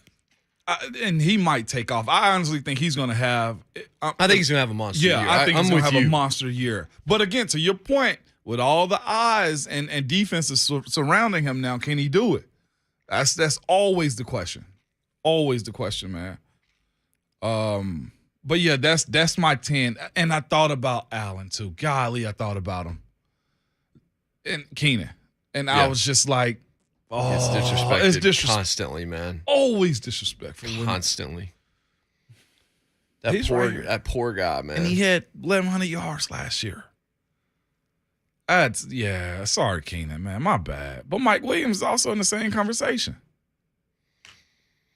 When it comes down to just crushing it and you don't hear their name, like, unless you're the Rams almost at this point, your wide receivers get no love on the West Coast. Unless you got issues behind you or you got a contract like Debo. Like, nobody's really bringing you up right now. And that goes the same thing for Tyler Lockett. Had a very good year also. You don't hear much about him. Lockett, yeah, that's true. I just think that so really, like, he's right around top 10. Who, AJ? Yeah. Yeah, he could hover around top 10 for sure. And if he can stay healthy, he is top 10 because his stats are going to bear it out. Like, he probably would have had 1,400 yards one of these years here if he had been fully healthy and played the entire thing and not had a bone bruise or not missed 2 or 3 games or whatever it was. But unfortunately, that hadn't happened, and that has to factor in because the availability is why the stats are what they are. Yeah. But yeah, I mean he's in the 10-ish range. 10-ish range, yeah. And he a lot of his career, like all wide receivers, is going to rely on his quarterback, like big time. And you are, like you said about Devontae Smith. Like, if I'm going into year 2 and I'm him, I'm looking like, hey, dog, that's your little friend. Is that your man's? But I want 90. I want 120 targets. Yeah, for real. I'm looking at him like, don't get brand new on me now, Jalen. That's what I'm telling him. Do not get brand new on me. I've been here. I need my receptions. I need my targets. That's the beauty of what they're gonna have to deal with right now. Here it was just AJ for the most part. You had Julio, but his availability wasn't much. And the year before, I thought the Corey and AJ tandem was nice, but Corey took a back seat. Now you add money into AJ's situation in Philly on top of a young guy who's a first rounder who's just as dynamic. That could be very dangerous, or it can be very toxic when it comes down to those 2 in targets. Because we saw the same thing a little bit with Bobby Trees and Cooper Kupp. Remember? It was he wanted more targets, and then Matthew Stafford found a point to get him the ball. I think it was the Titans game, I feel like? It may have been the Titans game where he got like the first 8 targets of the game because you got to feed the beast. Those Bobby receivers. Trees. Bobby Tree, exactly. Those receivers are very finicky when it comes down to it. People always ask the question, how do they turn into divas? How do they turn into divas? Well, they're the only position on the field that rely on another human being to get them their production. Right. And they become very, very finicky about that, especially when either money on the line or my legacy. And it's usually both of them work hand in hand. Boomer Gallatin, what's going on? Hey, buddy. I was just going to tell you, I had a Randy Moss jersey, Titan Randy Moss jersey, and they sold out in like 10 minutes. Did they really? Yeah. I could believe it. Moss, at the time, was probably the biggest star since CJ had left. Had Delaney, right? Yeah. People were stoked. Over they were Randy? so excited. Yeah. God, let me look at his career here. That's not going to take long. That's cold-blooded because he's Hall Feedback of Fame. right now on Twitter about the A.J. Brown question is people have him top 10 and closer to top 5 than they do top 15. So they have him around 10 and higher, especially depending upon the quarterback in Philadelphia. You say he's closer to top 5 than he is 10? Well, no, he's closer to 5 than he would be 15. So 10 higher than 10 is where people are leaning, which I think is pretty accurate. Man, Randy has 6. I think if I was just looking at it, I think I might have him. yards. I might have him 8th. That's fair. Cup, Hopkins, Tyreek, Devontae, Jamar, Diggs, Justin Jefferson, AJ. I'm proud of y'all for actually giving him that much credit, man. I thought it was going to be a little bit more bittersweet. Problem is, it's hard to, when you actually try to make that list, you all of a sudden realize, no, you felt right about him. Yeah, you did. Then it hurts all over again, doesn't it? By the way, a rule is coming up in terms of buying jerseys that now a rule people are using in their own life is second contract. Won't buy a jersey until it's a second contract. That's with the real. team. What about the first rounder? Because I forgot who called earlier, but had the locker, had the VY, had I mean. Well, those are people that are learning off of those mistakes. Okay. Well, we're getting better then, Shafe. We're getting better. Randy got hurt when he got here, didn't he? I don't think he got hurt. I think he was hurt. He was hurt already. Yeah, he had 6 for 80. Average 13.3 yards. And I'm not sure how hurt, quote unquote, he was. It was just, don't know how much he had in terms of legs, and then he went to the 49ers and played a little bit. Damn. It was weird. Yeah. 615-737-1045 is the telephone number. If you want to try and argue him outside the top 10, you can. But I think when you actually look at the folks, you're looking at people that haven't proved enough yet, or I think you just feel better about your guy, or who was your guy? 615-737-1045. That was not supposed to come across petty, Mo, and I saw the look on your face. You said it. Teresa Walker, 3rd hour. Ron Slay, 4th hour. Second contract. That's probably fair because that means you've probably gotten most of the prime of that guy's career. Yeah, you've had 4 to 5 years. And then the second contract, you're going to get probably 3 to 4 more. Yeah. And if you're getting 3 to 4 more, then you've had 8 or 9 years you've of had a career. 8 or of a guy. 9, so that team, maybe not a legendary player, but a solid player for that team for that long. So, yeah, I think you're pretty safe with the second contract. That's fair. Do you have an AJ jersey right now? Will you wear it again? That becomes a question I'd like to know the answer to. No. Will you ever wear it again, or does it have to be like 5 years from now? I felt bad. There's an auction going on right now, too, on under our account, by the way. Somebody just got an A.J. Brown signed framed jersey. Red jersey. In a nice frame. Yeah, people are asking, to buy it. It's very nice. Sorry, Kevin, man. That's Well, that person's tough. also putting it up for sale. I mean, they're saying, hey, I'm willing to unload this. That's nice pretty jersey. tough. It's very nice. The red Titans jersey is still my favorite. And I know it looks too close to the Houston Texans red jersey, but I still love the Titans. I mean, but the red-brown jersey has extra significance, but it's because that's what happens when somebody stabs you in the back as you bleed out. It's Jay Martin and Mo on 104.5 The Zone.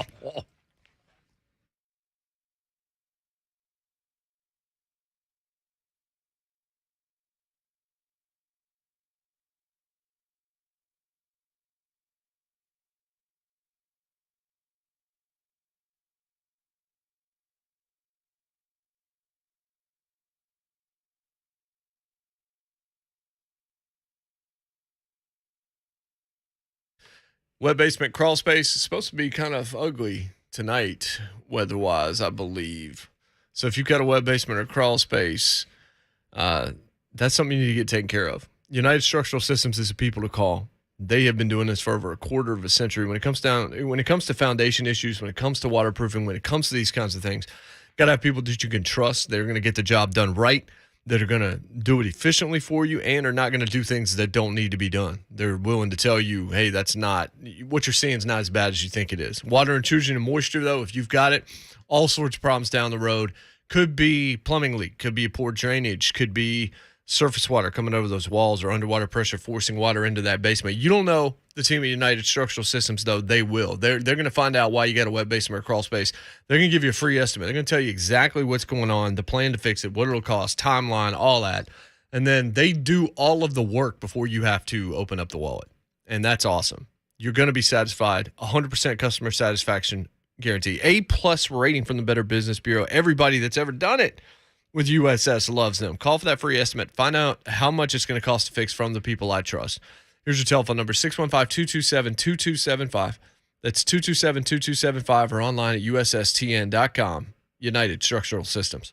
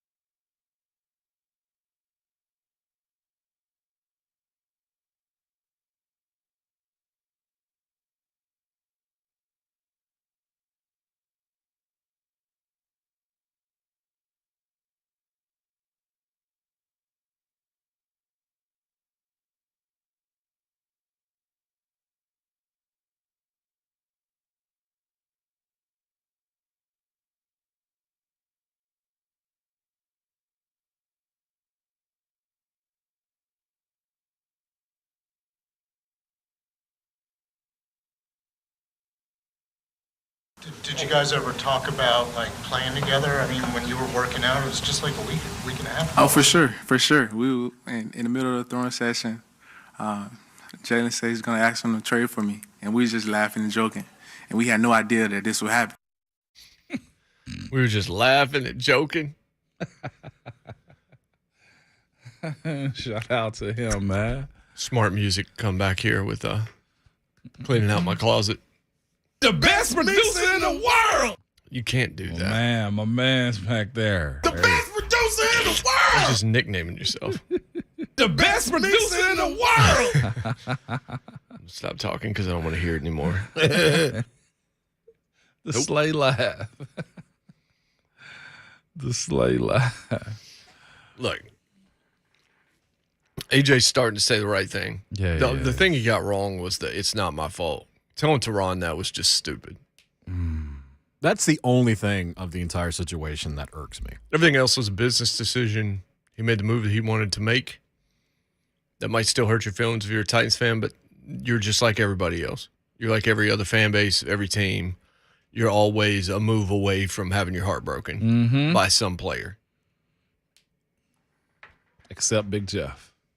He's here to stay, baby. Seems like it. And Tannehill, he's here to stay too. Why you who's choosing violence? Now who's choosing violence? Now you laugh. By the way, for the moment, that was the top 10 best picks of the draft. Malik Willis was here. It should be. Yeah, I thought that was pretty. If it doesn't work, you didn't even commit much to it. Top 10 picks of the draft. Titans with Malik Willis, man. Here's Ty Dunn's write-up about the Titans in part of his final thoughts on the NFL draft. How you view Tennessee's 2022 draft depends on how you believe a team in contention should operate.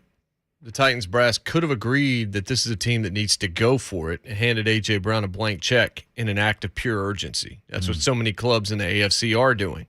Instead, John Robinson and Mike Vrabel dealt Brown to the Eagles for the 18th overall pick and let Howie Roseman ink him at 4 years, $100 million. Yeah. Titans then went younger and cheaper with a Brown light in Arkansas wide receiver Traylon Burks at number 18. And don't forget, they also acquired Robert Woods.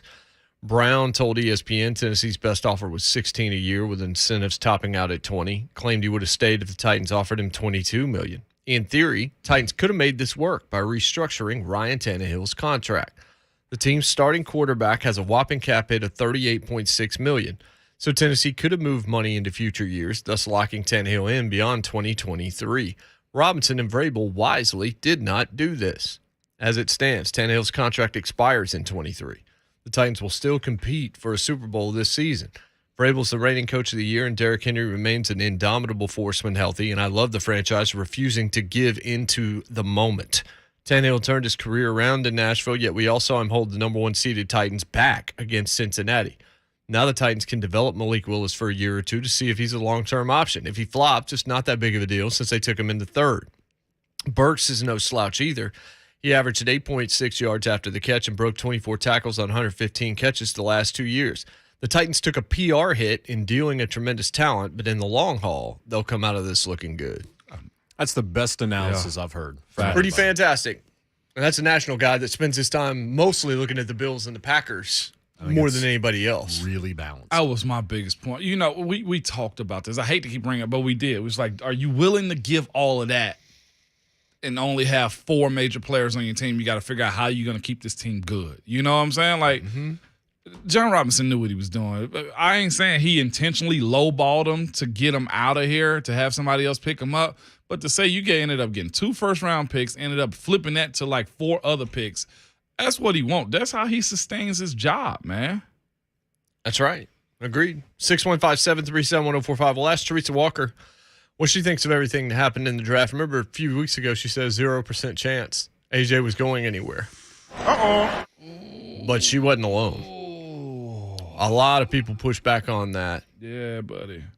And now he's not here. So we've seen, we've gotten media on many different sides of this issue. We haven't talked to the Queen, so we're looking forward to doing that in about 25 minutes. Also, she'll be in Grind City tonight. And that's right. We'll talk to her about Memphis in a must-win situation. Can't imagine that they go down 0-2 and lose 2 at home. They're coming back against Golden State. You got to win tonight. Got to win tonight.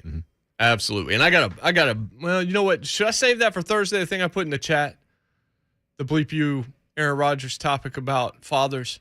Yeah, that's for Thursday. Yeah, for sure. Yeah, you say. I guess that's a good one for Thursday. Yeah, you save on it. So yeah, and the Preds playoff run begins tonight against an Avalanche team that might score 100 goals. Well, where's all the Preds, you buzz don't have at? your starting goaltender. And you don't have Saros for what, 2 games at least? Yeah, yes, and Alex Doherty, who's going to join Buck Rising later today, has reported it's a high ankle sprain, which could be much longer. Lower body injury. And there's another premature list out right now again. Oh, the mock list for 2023? Yeah. Dane Brugler's already at work. Hey, let's at least say this for Dane. That's his gig. Yeah, that's his job. That's why he has a gig, is to do that. That's his gig. I mean, it's I don't want to do a mock draft for 2023, but yeah, that's his gig. So we'll talk about a mock draft for 2023 That's when we right. come back after the headlines. Jay Martin, 104.5 The Zone. Bang, bang, bang.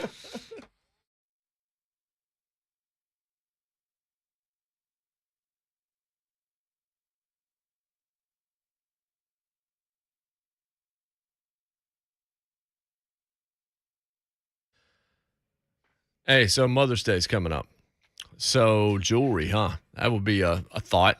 How about the cases at Genesis packed right now for the occasion? Check out colored gemstone jewelry, all new, brand new designer pieces that just arrived from trusted advisors that aren't paid based on what you buy. They're paid on helping you. They're going to help you find a special, meaningful gift, layering necklaces, stackable rings, eternity bands, pearls, elegant diamond pendants, and, of course, stunning diamond earrings. Mother's Day ideas for any budget. I mean, your mom's special, right? She's not just one of those ordinary moms. She's the best. Show her with something she can enjoy for years, something from Genesis Diamonds. Genesis has it all at the right price. So whether it's her first Mother's Day or her 60th, your mom deserves a gift that's anything but ordinary. And at Genesis, that's their specialty. Exquisite rings, earrings, bands, bracelets, heirloom pieces, you name it, they've got it. Timeless gifts of jewelry she can enjoy and cherish for decades to come, and always be reminded of how special she is to the family. When it comes to jewelry, it's Genesis and it's nobody else. They'll be my jewelry store until the end of time. If there was a jersey, I'd buy a Genesis Diamonds jersey because I know they're not getting traded. It's Genesis Diamonds, the only jeweler I recommend, Green Hills and Cool Springs.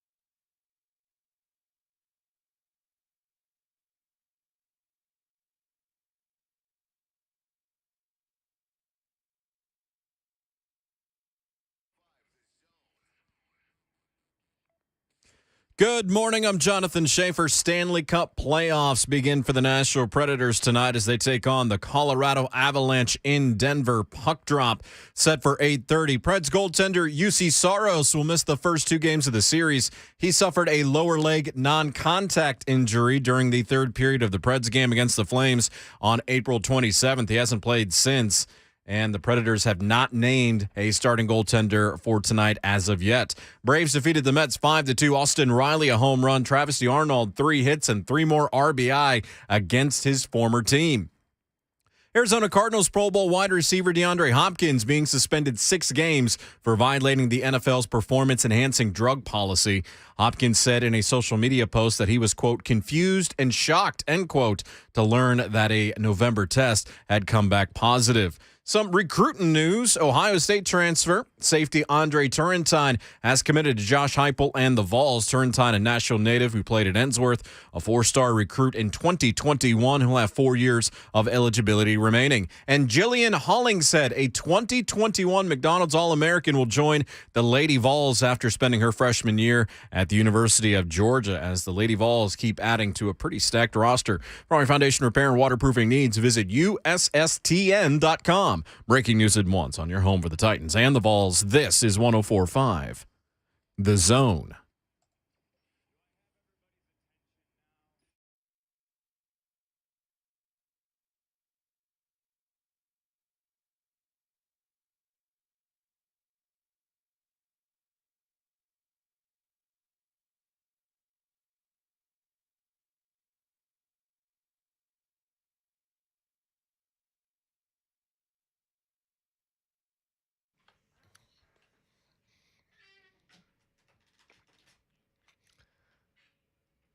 What's happening? Hour number 3, Jay Martin Ramon on this Tuesday. Shafe, when you were doing that update about the transfer from Georgia, I was like, Jillian Hall is going to play. No.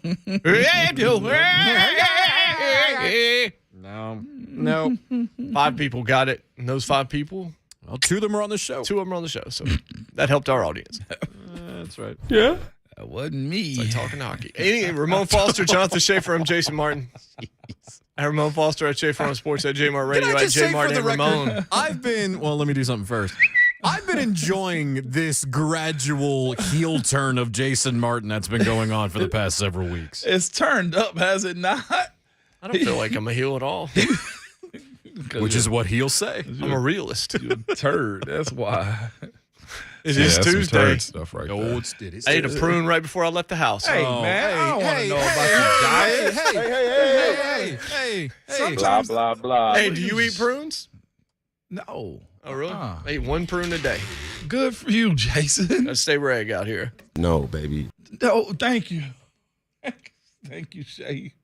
By the way, I'm almost about to add 3HL to this list. No, I'm leaving Babs out, okay? To the bleep you Aaron Rodgers? Yeah, no, Babs is what are you first talking up. about, Ramon? Uh-oh. No, this friggin' second place trophy that he just got sitting in front of the window right now for the golf tournament last weekend. Guys, bragging camp going really well for you? I'm not going to tell you what it looks like. Is that what that is? Is a second place golf trophy? Second place golf trophy. And by the way, I just got it because he's coming in here, and I know he's Ron had nothing to do with that trophy. He's the reason it's not a first place trophy. I'm not wrong, right? No. But he said he did his part as far as the camaraderie, the stogies that he had out there, the conversation. Okay. I'm like, but what? How did you swing, Ron? So Ron's slave for that team was the anti-performance enhancing drug. That's what it was, right? It was. And not only that, they had Brett Kern on their team, okay? Yeah, he's scratched. They had a ringer. They had the guy. I remember watching him at Topgolf. Yeah. I was just like, okay, this dude's legit. And I'm thinking to myself, I hear them bragging about, and they will not let anybody talk bad about this either. And Babs is telling them. I'm glad we have 4 hours because we'll just. I got nothing but time. You know my thought to that, Ramon? What? Yeah. They are the epitome of showing up for the class project and doing nothing. I'll give Brent probably just a smidge because he had his outfit together. Brent was in all blue with the white shoes with his belt on and everything. Yeah, you saw the white belt. You could see that thing from a long way away. Yeah. I'm like, okay, you get points for that, Brent, but you get nothing for this second place trophy right now.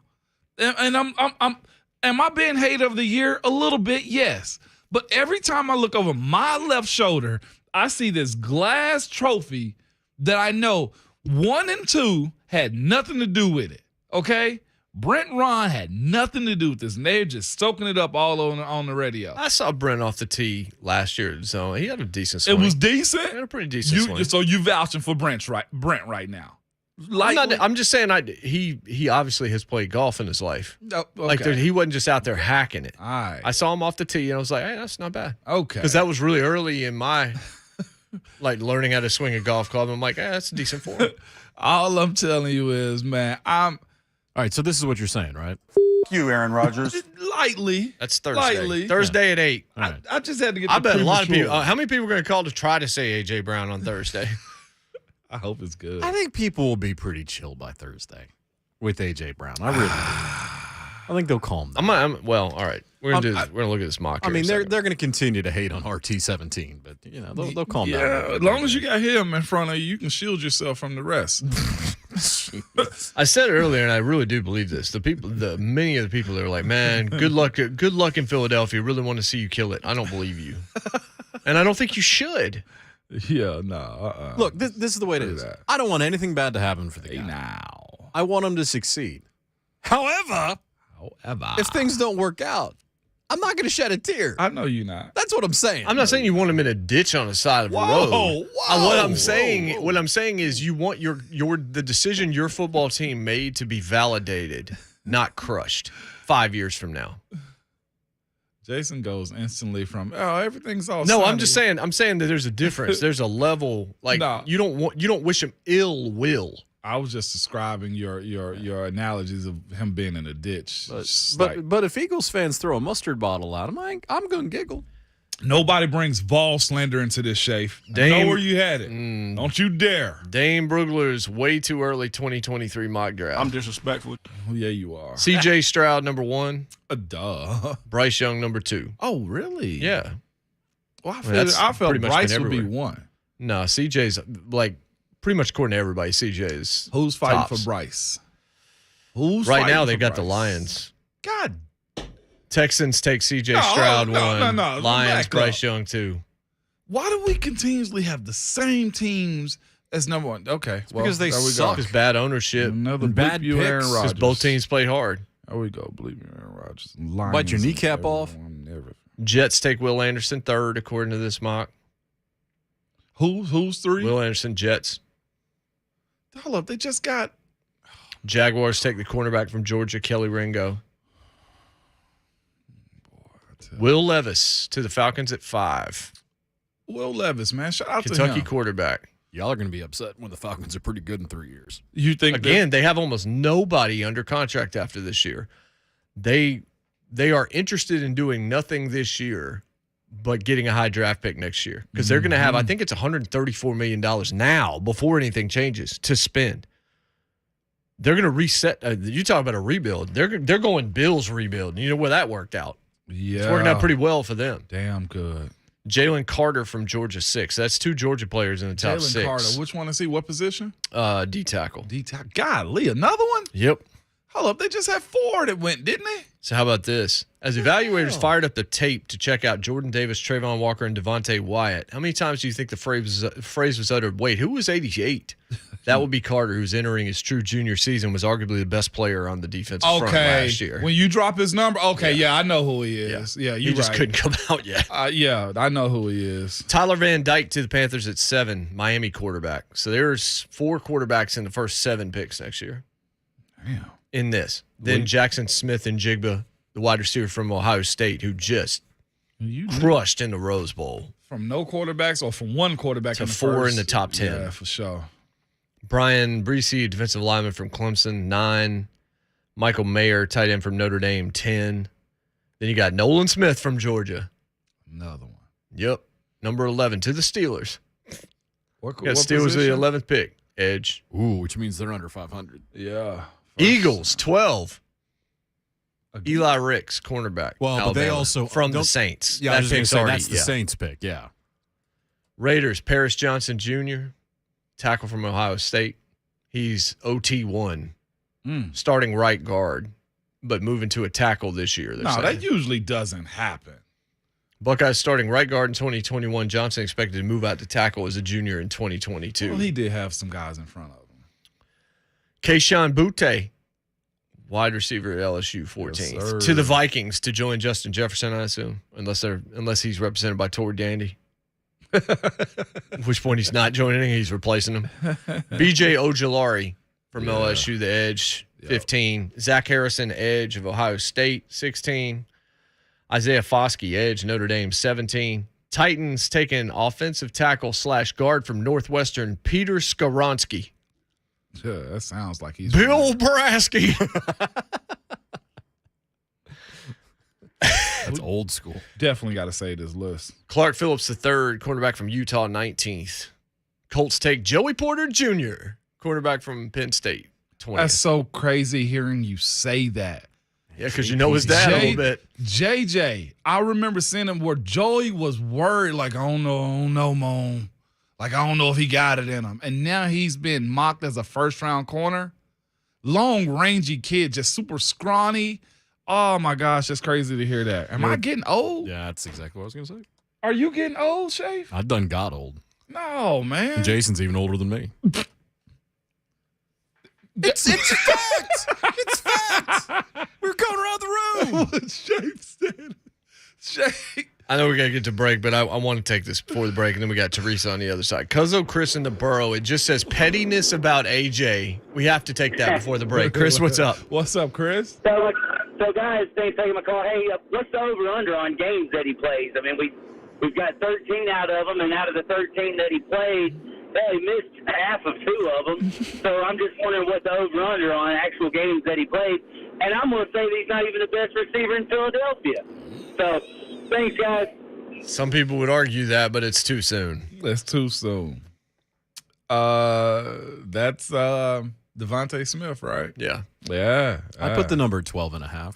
12.5. That's about where I would be. He's about that. And you can probably interchange him with 1 or 2 guys. Yeah, that's fair. In a 17-game season, 12.5 over/under, maybe 13.5. 17? You don't give him the whole 17?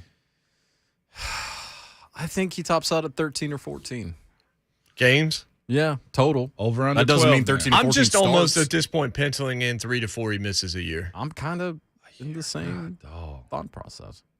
Alshon Jeffrey, man. When we come back, Teresa Walker, the queen. We'll talk to her about AJ. We'll talk to her about Malik Willis. We'll talk to her about the Preds, the Grizz. Wide-ranging conversation with our friend next. Jay Martin, Ramon, 104.5 The Zone.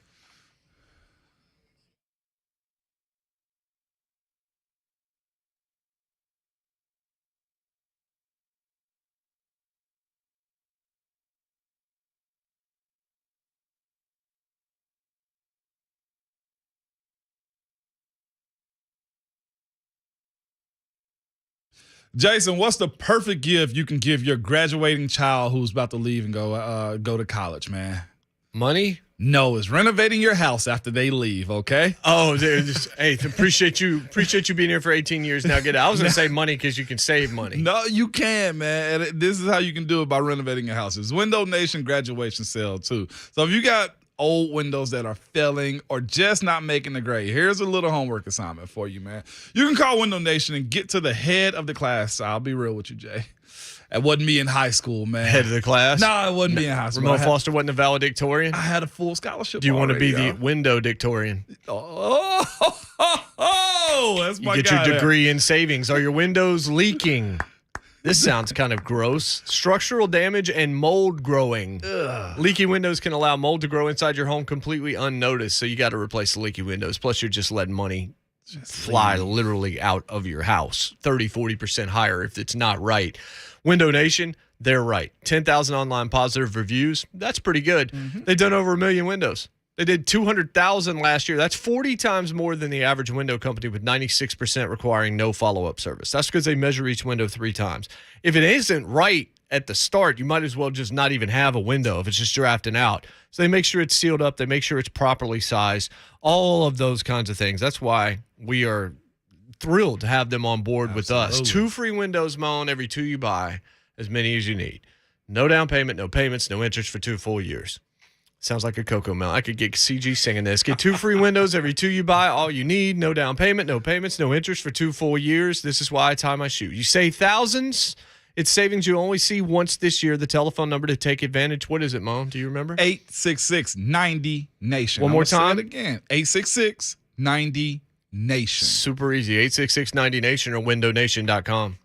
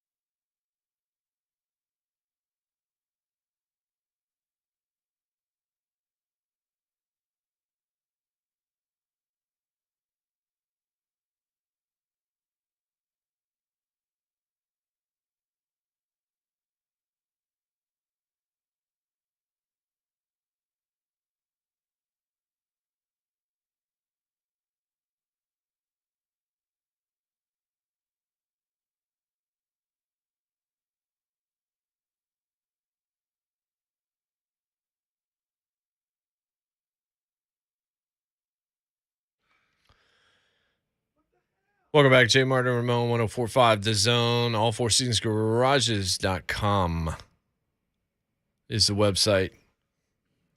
Little queen for you means the queen is on the line. She's in Grind City. Mm-hmm. Been there since game one of Memphis Golden State, which was a great opener to a series that it's going to be. I feel like these games are going to be close. I also feel like Memphis has to win tonight. That's how we welcome in Teresa Walker. How are you, Teresa?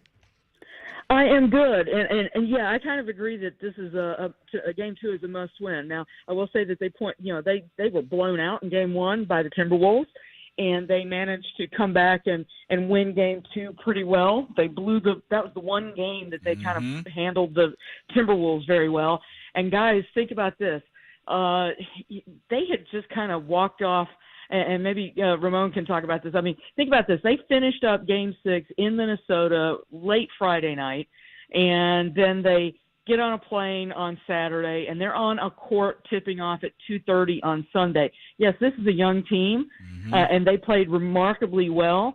But maybe there was a little bit of tiredness from the quick switch and having to suddenly switch from a completely different opponent in Minnesota to Golden State because they played well. It was a 1-point loss, but there's definitely some areas of their game that they can get better on and maybe focus in on now that they've switched opponents that are pretty different in this postseason. So I'm really curious to see how this semifinal round can help like I said, one of the youngest teams in the NBA maybe grow up and take another step forward. 2015, the Golden State Warriors, they went on to win an NBA title that year after they kind of came together against a very veteran Memphis Grizzlies group. Now now the roles are turned. Now you've got Steph, Draymond Green, they've been together 10 years and now it's a young Memphis group. And, this is the kind of experience that can help mold a franchise. The Warriors had a couple of, playoff trips before. This is just the second one for the Memphis Grizzlies with this group. So I'm really curious to see what happens tonight. Yeah, the comparisons that I keep making for Memphis, if it goes deep, then it's the Cincinnati Bengals from this past year. But I always look at Oklahoma City with that Durant, Westbrook, Harden, like the year they really came on, but they were still a lower seed. Memphis is a higher seed than they were that year. They got bounced, but you knew they were coming. Like you were watching it before your eyes. You're like, yeah, this is kind of how it works in the NBA. You usually take smaller steps, but you take gradual moves. You go from an 8 seed to a 4 seed to a 2 seed to a 1 seed, and you're able to win. I feel like they're maybe even still a little bit ahead of schedule, but you can see the talent there. The one thing they got to stop doing, though, Teresa, is getting behind by double digits against good teams and having to fight back because the energy that you have to expend, this isn't Minnesota who's not used to it either and can't hold a lead. This is a Golden State team that knows how to close you out. I mean, Memphis had their shot in game one, and Morant missed a shot, obviously, after Clay wasn't able to convert at the free throw line, but you're not going to succeed living like that for too long. Oh, absolutely not. I mean, think about that. Minnesota, they had been in the playoffs in 2018 and lost real quickly. Yeah, they're a young team, and Memphis was able to come back. 3 of their 4 wins were, there'd never been another team in NBA history that had posted even, more than one comeback from double-digit deficit in the fourth quarter. The Grizzlies did it 3 times against Minnesota, and you're absolutely right. They cannot do that against Golden State. Why? I'll just drop some names. Well, Jordan Poole, who's become the newest Splash brother, Klay Thompson, and Steph Curry. I mean, I'm sorry, but Stephen Curry, in 2015, I saw him just kind of grab hold of the series. It was game 4, and he knocked down a long 3 to end the third quarter. And at that point, you could just kind of see him grabbing Memphis's soul at that point, and grabbing hold of that series. And that's the thing. They've been there. They've done that. They've won championships. The Grizzlies are, their biggest accomplishment at this point is going from an 8 seed to a 2 seed and winning 1 playoff series, the first one since, in 7 years. So it's been a long time for this franchise to have any postseason success. Warriors thrive on it. So, but here's the thing. Desmond Bane, who led them in scoring in the first round, he had a down game on Sunday. Dylan Brooks, maybe he needs to quit airmailing so many balls. Get a little closer, get some of the easier shots, get those to go. But they've got some guys who can absolutely play better. Golden State's bench outscored Memphis. That's another rarity. They out-rebounded Memphis. So the Grizzlies have some areas that they can absolutely improve and play better. And that's where I was going to go with you. You spoke about Jordan Poole and his emergence amongst those veterans on this team. But Desmond Bane, I know we talk about Ja all the time. It's Ja when it comes down to it, and rightfully so. We should. But the role that he's playing, I think a lot of people give a lot of credit to him to say, well, if it wasn't for Bane, you'd be out of the game way worse than you actually were. Oh, without a doubt. And that's the thing. Bane is a guy who gave them a chance to be close enough. It could have been way bigger deficits that they had no chances of climbing out of to win their, 4 of the last 5 in the last series. So, and he's the guy who carried them. And then he had a bad game on Sunday. Now he's officially on the injury report with a, sore lower back. He was getting treatment during the second half of game 1. So that probably affected his shooting, but, that's a guy that they need to step back up. And, that was the thing on Sunday. The two people who carried the team for Memphis, Jaren Jackson Jr., the 4th overall pick in 2018, and then Ja, the number 2 pick in 2019. So their stars, their top players did what they needed to do. The thing that we had just seen with Memphis all season long that they didn't get as much of is the rest of the guys. This is a deep roster, and, usually they can get 6-7 guys into double figures, and that didn't happen Sunday. Teresa, if there was ever a chance to get a split, it was this last game. Now, you got an ejected Draymond Green on top of him being mad a little bit about the ejection and the way that you think a veteran like himself is going to play. I ain't saying it's impossible for Memphis to win this game, but I feel like there's more stacked against them this game than it was the last game, considering they were without Draymond. Is that how you look at it, or is still a toss-up, or Memphis just should win this one? Well, the last I saw, I haven't seen if the odds have changed, but I think Memphis is still the favorite to win this game tonight. And remember this, home court, that crowd's going to be juiced. Yeah. And, they've had a chance to, Taylor Jenkins and his coaching staff, they can make some adjustments.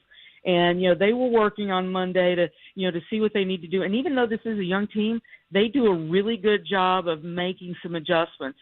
And they understand that the first area that they can improve on is rebounding. I mean, they were the top rebounding team in the regular season, and they got out-rebounded on Sunday. And that's something that they can fix easily, even if Steven Adams remains in the health and safety protocol. So, that's the thing. And you say this, in 2015, when the Grizzlies started at Golden State, they won game 2 on the road there with a Mike Conley whose face had just been busted in the previous series. So I'll just say this: that's why we tune in. But if their best chance to get a split here's the thing: Grizzlies got to win tonight. Yeah, they do. You go to San Francisco for game 3 on Saturday. This franchise has been swept 4 or 5 times in its history. Actually 5 times, and the last time was in 2016 by the Spurs. You don't even want to get close to thinking about going on the road down 0-2. Yeah. How shocked were you that A.J. Brown was moved? I was shocked, guys. I won't. We've been told by Mike Vrabel he'll be here as long as I'm head coach. But the week before when we talked to them, John Robinson said that he didn't foresee anything before the draft. So that kind of had me thinking something's up that we don't know about. And then, the trade goes down. When I saw the Schefter tweet, that was my first hint. And it's like, guys, it happened. And from there, it was a little bit of a stunning night. You just don't see teams giving up players like an A.J. Brown.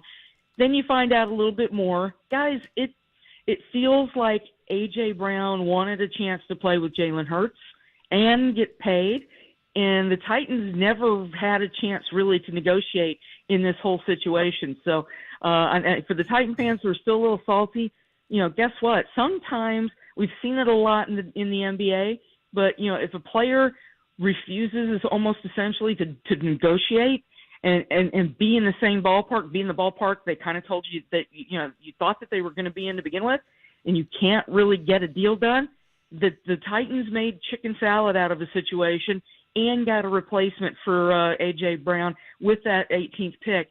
They made some chicken salad. Yeah. Just looking at the business side of it, I know everybody loves AJ and what he could have been here, but just truthfully, was this just a better alternative to just go ahead and release him or go ahead and trade him away so that you can continue to balance out this cap they're up against, considering, there's a lot of guys that's got high cap hits, including Ryan Tannehill too. Ramon, from everything I understand, they didn't get a chance to negotiate. The Titans, really? Yeah. I mean, here's the thing.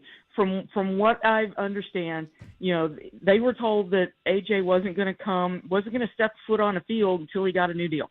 And then it's like, okay, they look at the comparables, they make an offer. They were told AJ Brown wanted to be around $25 million, and that's about what he got in Philadelphia, right? Mm-hmm. Well, Titans put together a plan. They sent an offer, and when they get a counter, the offer that was sent to AJ Brown was around $40 million guaranteed. What they got back went the other direction.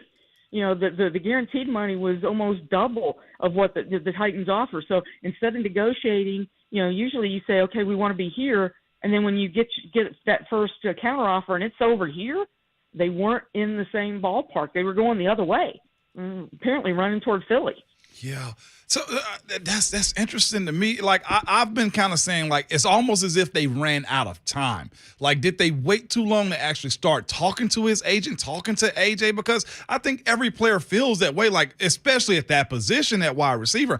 I'm not going out until I get a deal done. But then you look at also the circumstances of it all, the situation in general, Teresa. You say, well, they only pick at 26 and then 90.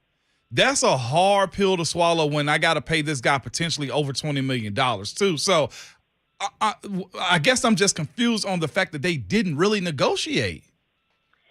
Again, Ramon, you've got to be in the same ballpark to try to negotiate. I mean, we were told, and I do believe they wanted A.J. Brown here. But, and you talk about that maybe running out of time. Well, again, to have negotiated from where that counter seems to have come in from. Yeah. I don't know how you bridge that gap. Yeah. We know what A.J. Brown told Teron Davenport, that the number was around 16. Well, that's not, the number that was sent to his side was around 20 million.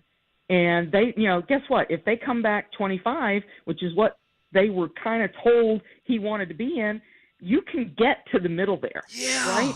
Mm-hmm. You can bridge 20 to 25. Yeah, you can. Maybe 22, 20. Yes. And that's the thing. When the number comes in and it's so far the other way and there's a trade request, how do you at some point when somebody wants to go, and they're not really negotiating, again, they didn't really get the chance to negotiate the situation. Did time play into this a little bit? Maybe, but, AJ wasn't talking to anybody over at the team, not even his position coach. Wow. That's it just feels like A.J. Brown wanted to, and the Eagles GM said that Jalen Hurts had been in his ear, wanting to get A.J. Brown. So, it seems like this, something more had been going on, maybe outside of the Titans' purview for a while.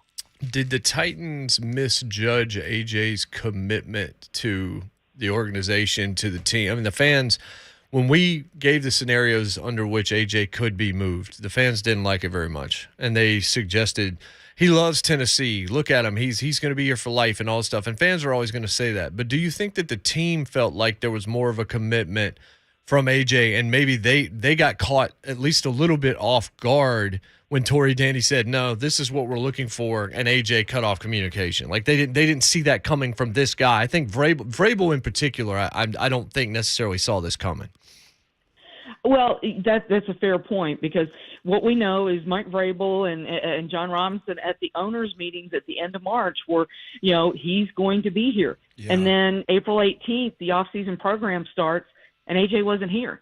And somewhere between that period, it seems like the request came in that he's not going to step on a field without a new deal. And it went really quickly from not stepping on a field to no deal to I want to be traded. And, here's the thing. Commitment to Tennessee. In the end, it's about getting paid. Yeah. The Tennessee Titans have made moves over the 25 5 years that they've been here, when they needed to move on. I remember when Steve McNair was not allowed to step foot into the building in 2006 because they were afraid he'd drop a weight on his foot, and he counted a quarter of the cap. They moved on from Steve McNair because it was the only business move they could make at that time. And this time it was A.J. Brown and his agent, finding the deal that they wanted at the money they wanted in a place he wanted to be. Jason brought up this comparison yesterday, and we didn't realize they were basically flying the same path. Yeah, the name it's just started coming in my mind over and over again over the weekend. And before I even looked at the stats, Alshon Jeffrey, Teresa, is another SEC guy who had a great first couple of years. He's a Pro Bowler in his second year. It turned out to be the only time that he made it. AJ was a Pro Bowler in his second year. Receiver that was seen highly. When you looked at it, Alshon had a few more yards early. He ended up getting traded to Philadelphia also. He ended up being retired in 2020 after that second deal. But they're similar. It's just kind of look at them because they both also chased their health their whole career. The other thing about AJ that we have not discussed is how are the medicals? Obviously, they were good enough for Philadelphia to take on this deal. But I remember listening to a podcast with Tehran a couple years ago with a medical professional, went through every single Titans injury and washed them all away and said, all these are going to be fine. A.J. Brown's got degenerative knees. He's going to have a shorter career than everybody thinks. Do you think the medicals play a role here in the Titans saying committing to this guy maybe is not our best move? I don't think that played a part of this because the deal that he got in Philly is 4 years. And even with bad knees, and knees getting worse, you would think that you could get 4 years out of AJ, or at least get 3 years out of him, right? Mm-hmm. So I don't think that played a part in that at all. They were willing to pay him. That's the thing. They were willing to negotiate. They wanted to negotiate. They wanted to get a deal done. But again, when somebody, I don't know about either of you guys, but if somebody tells you, I'm going to give you this for the car, and you go to the bank, you get your money, and then they say, you get there, and all of a sudden they've hiked the price up, it's like, wait a minute. And then they drive the car off and say, I'm not going to talk to you about it. Again, it's just the Titans wanted to keep A.J. Brown, but it got to a point where they could not get a deal done. And that's what it came down to. I don't think the knees or any of that came into play because he is still a very young player. Now, we'll watch what happens in Philly because, let's face it, Ryan Tannehill is a better quarterback than Jalen Hurts in the NFL. But now A.J. Brown's going to be, he's going to be lining up with Devontae Smith in Philadelphia. And, I'll just say this, for a young man who's deleted a lot of things on social media, Philadelphia is much worse. I mean, they're the ones who, booed Santa Claus and things like that. So that's a rough crowd. It's a much rougher crowd than Tennessee. So sometimes be careful what you ask for.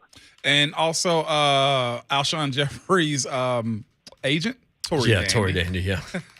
Which is AJ's agent also. Yeah, it's amazing how Tory Dandy has the wide receiver market cornered. He's not Treylon Burks' agent, though, Teresa. At least not yet. If that happens, I need you to file an article immediately with the AP that all of a sudden we're on the watch for Treylon Burks to end up in the NFC. Put out a news alert, agent change, Treylon Burks. So. Yes, we do. It seems to matter. Teresa, enjoy game 2. Thanks so much. My pleasure. Thank you. Yeah. Thank you. What do you think of what Teresa just had to say there? I think it's fair. I don't want to play conspiracy theorists when it comes down to the business of the NFL, but I know the business of the NFL says I think they lowballed AJ because they knew a veteran agent like Tory Dandy would be like kick rocks. It's almost like you use the salary cap to move on from guys. You can always find the money to pay the guys that you want to pay, but you can use the cap as an excuse to cut somebody and tell the fans, hey. And if AJ was on your flag football team, you would have found it. You would have. I said flag football team. Like Teresa said, they wanted to pay him. I'm not sure I believe that. I believe it to a point, but I also think they were fine putting something out there that would lead Tory Dandy to get him somewhere else because they want that money committed in a different way. I think you had a team that was willing to pay him, but they're like, there was a line. But not really. But I think you also had a player that was like, yeah, I'm willing to stay, but not really. I mean, let's really parse it. The way Landry got broke off, I mean, I don't think it was many people that thought he was going to get what he got. You know what I'm saying? And you look at AJ and it's like, Everybody into a man was like, hell yeah, give it to him. The Landry deal surprised me just because of who they still had coming up. The Facebook relationship with the Titans and AJ, we just didn't realize it, but it was complicated. Yeah. We'll be back. Jay Martin and Mo, 104.5 The Zone.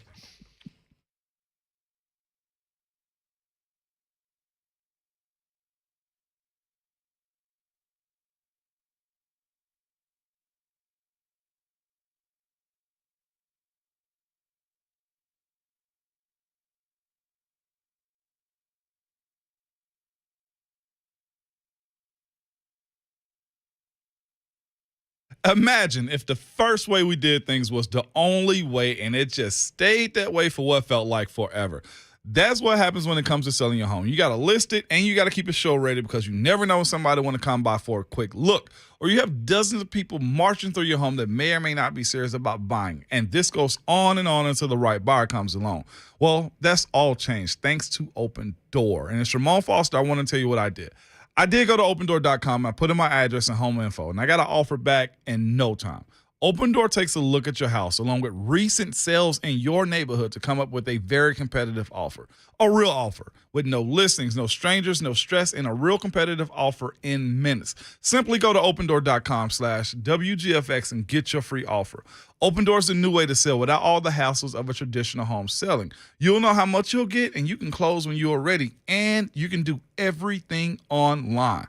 Go to opendoor.com/WGFX and get your free offer today. That's opendoor.com/WGFX. And offer eligibility varies, and Open Door is represented by Open Door Brokerage, Inc., license 020611130 in California, Open Door Brokerage, LLC, and his other markets.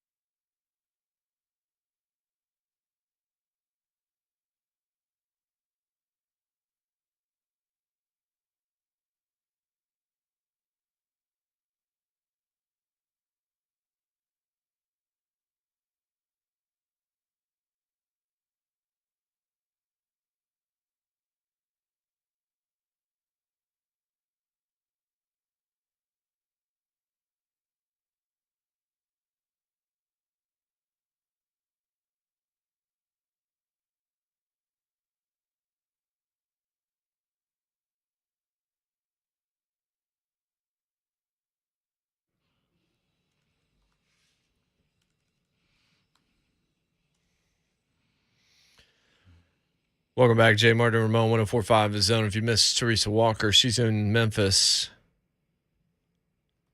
Probably see her on TV tonight. You might. Maybe Jock can pass off that last shot to her. Swish. As I have said, I think we all have, I didn't know Desmond Bain was this. I certainly didn't know he was this at TCU. No. But he's looking like he's got incredibly bright future, and he's on the come up. Kid, I didn't realize he was 6'6". I don't know why he looks short out there. He's a bigger dude, and he can shoot it, man. Yeah. Oh, by the way, Titans Twitter's about to get really angry at us. Why? Football outsiders are now following us on Twitter. That's the gang. You say gang. It's going to be a whole lot of. Well, it's going to be a bunch of. Yeah, he's on the way. Boy, he's on the way. No, none of us thought Bain would be this guy. No, not like this, man. We were talking off air about the AJ trade and stuff still. I just think this was the best. Can I be real? I don't think AJ was lying about the 16. I know some people like, well, he lied. I'm like. Oh, again, Teresa said 20, and that was what he said with incentives. Up to 20. Yeah, with incentives, which we believe are health-based. And probably game-by-game structure. Because the Eagles even have some health-based incentives in their deal. It was $30,000 a game, which is, I know some people look at that and say, man, I get paid this, but it's still, that's the entertainment factor of it. You know, he's judged by us also in public. I think the 16 was a, go ahead, we're not going to do this type of number. AJ had taken that 16. I think everybody would have side-eyed him. Like, I know you love your team, but even people that take hometown discounts, they're still just maybe a million or two away from what the market says. Mm-hmm. From 25 to 16, though, that's a heck of a gap, man. You know what I'm saying? As far as just raw money. If you believe you're worth 25 and your agent's like, you should be getting 23 to 25 or whatever, right? You come in at 16. That feels like you just got insulted. Well, it's the upfront money. When we go and look at it on Spot Track now, I think the issue is the upfront money and the amount of guaranteed money very early in the deal. AJ and his agent were looking for maximum money in a short period of time, and they've basically maxed it out for the next 3 years. Yeah. And if it's true that he asked for $80 million guaranteed from the Titans, that sounds like a team fabricated thing right there. It sounds preposterous. As this is me, the player speaking. Like, that sounds like the retired player. It feels like a team pushed out agenda. Look, if it's true, he just wanted to leave because he knew they weren't going to do that. Who's gotten 80 guaranteed? Maybe Cooper Kupp might get 60. Sean Watson. Well, but again, you look at what's come out from the Titans side, what's come out from the AJ side, and as always, the truth is there's elements of truth to each side. Always, yes. I come back to the Titans who are like, all right, here's a number, but if you go okay, and I think AJ was like, yo, I'll take it if it's this number, but I'm gonna go play with my buddy over here, and I think you had those two sides collide. And then here comes the slander. I also think it's like, you know what? I'll stay and play with your quarterback, but you better pay me $100 million, and you better guarantee me 80. I mean, I'll play with Ryan one more year. I'll play with him, and then we'll move on to the next guy or whatever. But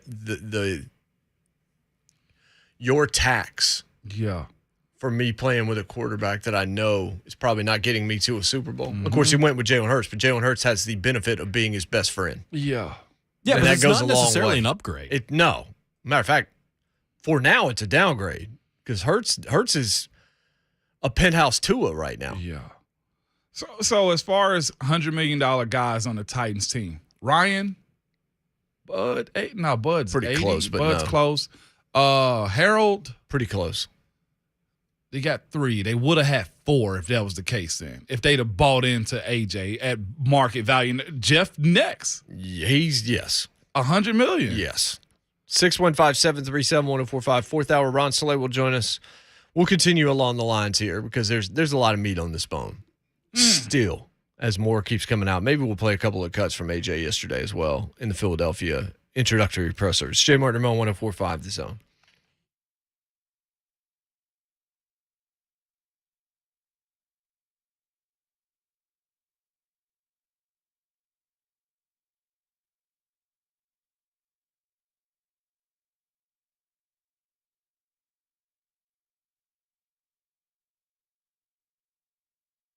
I have my friend Ryan Kelly of the Home Loan Expert here. And Ryan, there's a lot going on in this world right now, especially with inflation, man. Is there any solution you have for anybody that wants to do a cash out refi to get some new money into their pockets? Absolutely. You just hit that on the head. There's a lot of stuff going out there, and a lot of things that we're hearing about and seeing firsthand is the price of gas, the cost of goods and services. It all is adding up, and the bad part is most of our wages aren't keeping up with it. So a lot of that ends up on credit cards. It ends up pulling money out of your savings account, all of that. The good news is home values continue to rise. They are skyrocketing, and you have a lot of equity just sitting in your home. With a cash-out refinance, we replace your existing loan with a better loan, and we pull that equity out and give it to you. In fact, our average client received over $54,000 at closing with a simple cash-out refinance. How much can you get? Let's find out today. TheHomeLoanExpert.com. The Home Loan Expert, LLC.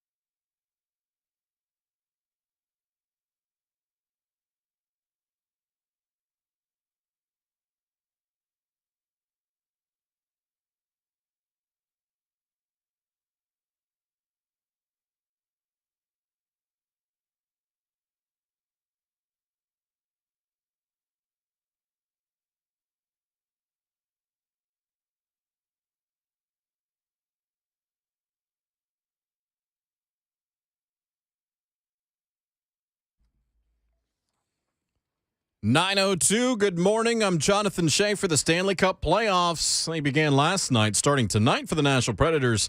Preds taking on the Colorado Avalanche in Denver. Puck drop set for 8:30. Preds goalie UC Saros, he's out. He'll miss the first 2 games of the series. He suffered a lower leg non-contact injury during the third period of the Preds game against the Flames on April 27th. Hasn't played since. Arizona Cardinals Pro Bowl wide receiver DeAndre Hopkins being suspended for 6 games for violating the league's performance-enhancing drug policy. Hopkins said in a social media post that he was, quote, confused and shocked, end quote, to learn that a November test came back positive. Major League Baseball, Braves defeated the Mets 5-2. Austin Riley, a homer. Travis d'Arnold had 3 hits and 3 more RBI against his former team in the Mets. Cruton news, Ohio State transfer safety Andre Turrentine has committed to Josh Heupel and the Tennessee Volunteers. Turrentine, Nashville native. He had played at Ensworth in high school, a 4-star recruit in 2021, has 4 years of eligibility remaining. And Jillian Hollingshead, a 2021 McDonald's All-American, will join the Lady Vols after spending her freshman year at Georgia. For foundation repair and waterproofing needs, visit USSTN.com. Breaking news at once on here for the Titans and the Vols. This is 104.5, The Zone.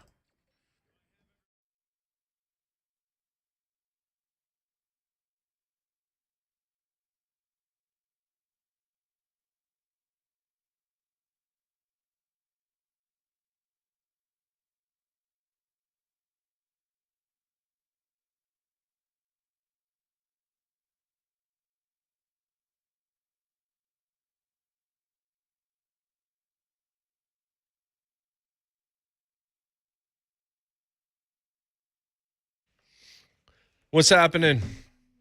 4th hour, hashtag fast 4 hours and radios upon you, upon us. Plus, bring it to you courtesy of All Four Seasons Garage Doors in Nashville. That's allfourseasonsgarages.com. Ramon Foster, Jonathan Schaefer, Jason Martin. Yeah. We're here with you for another hour. Yeah. Ramon Foster at Schaefer on Sports, at JMar Radio, at JMart and Ramon. Ron Slade will join us in the next segment or before. I don't know. He's here. He's looking for a jack right now. Yeah.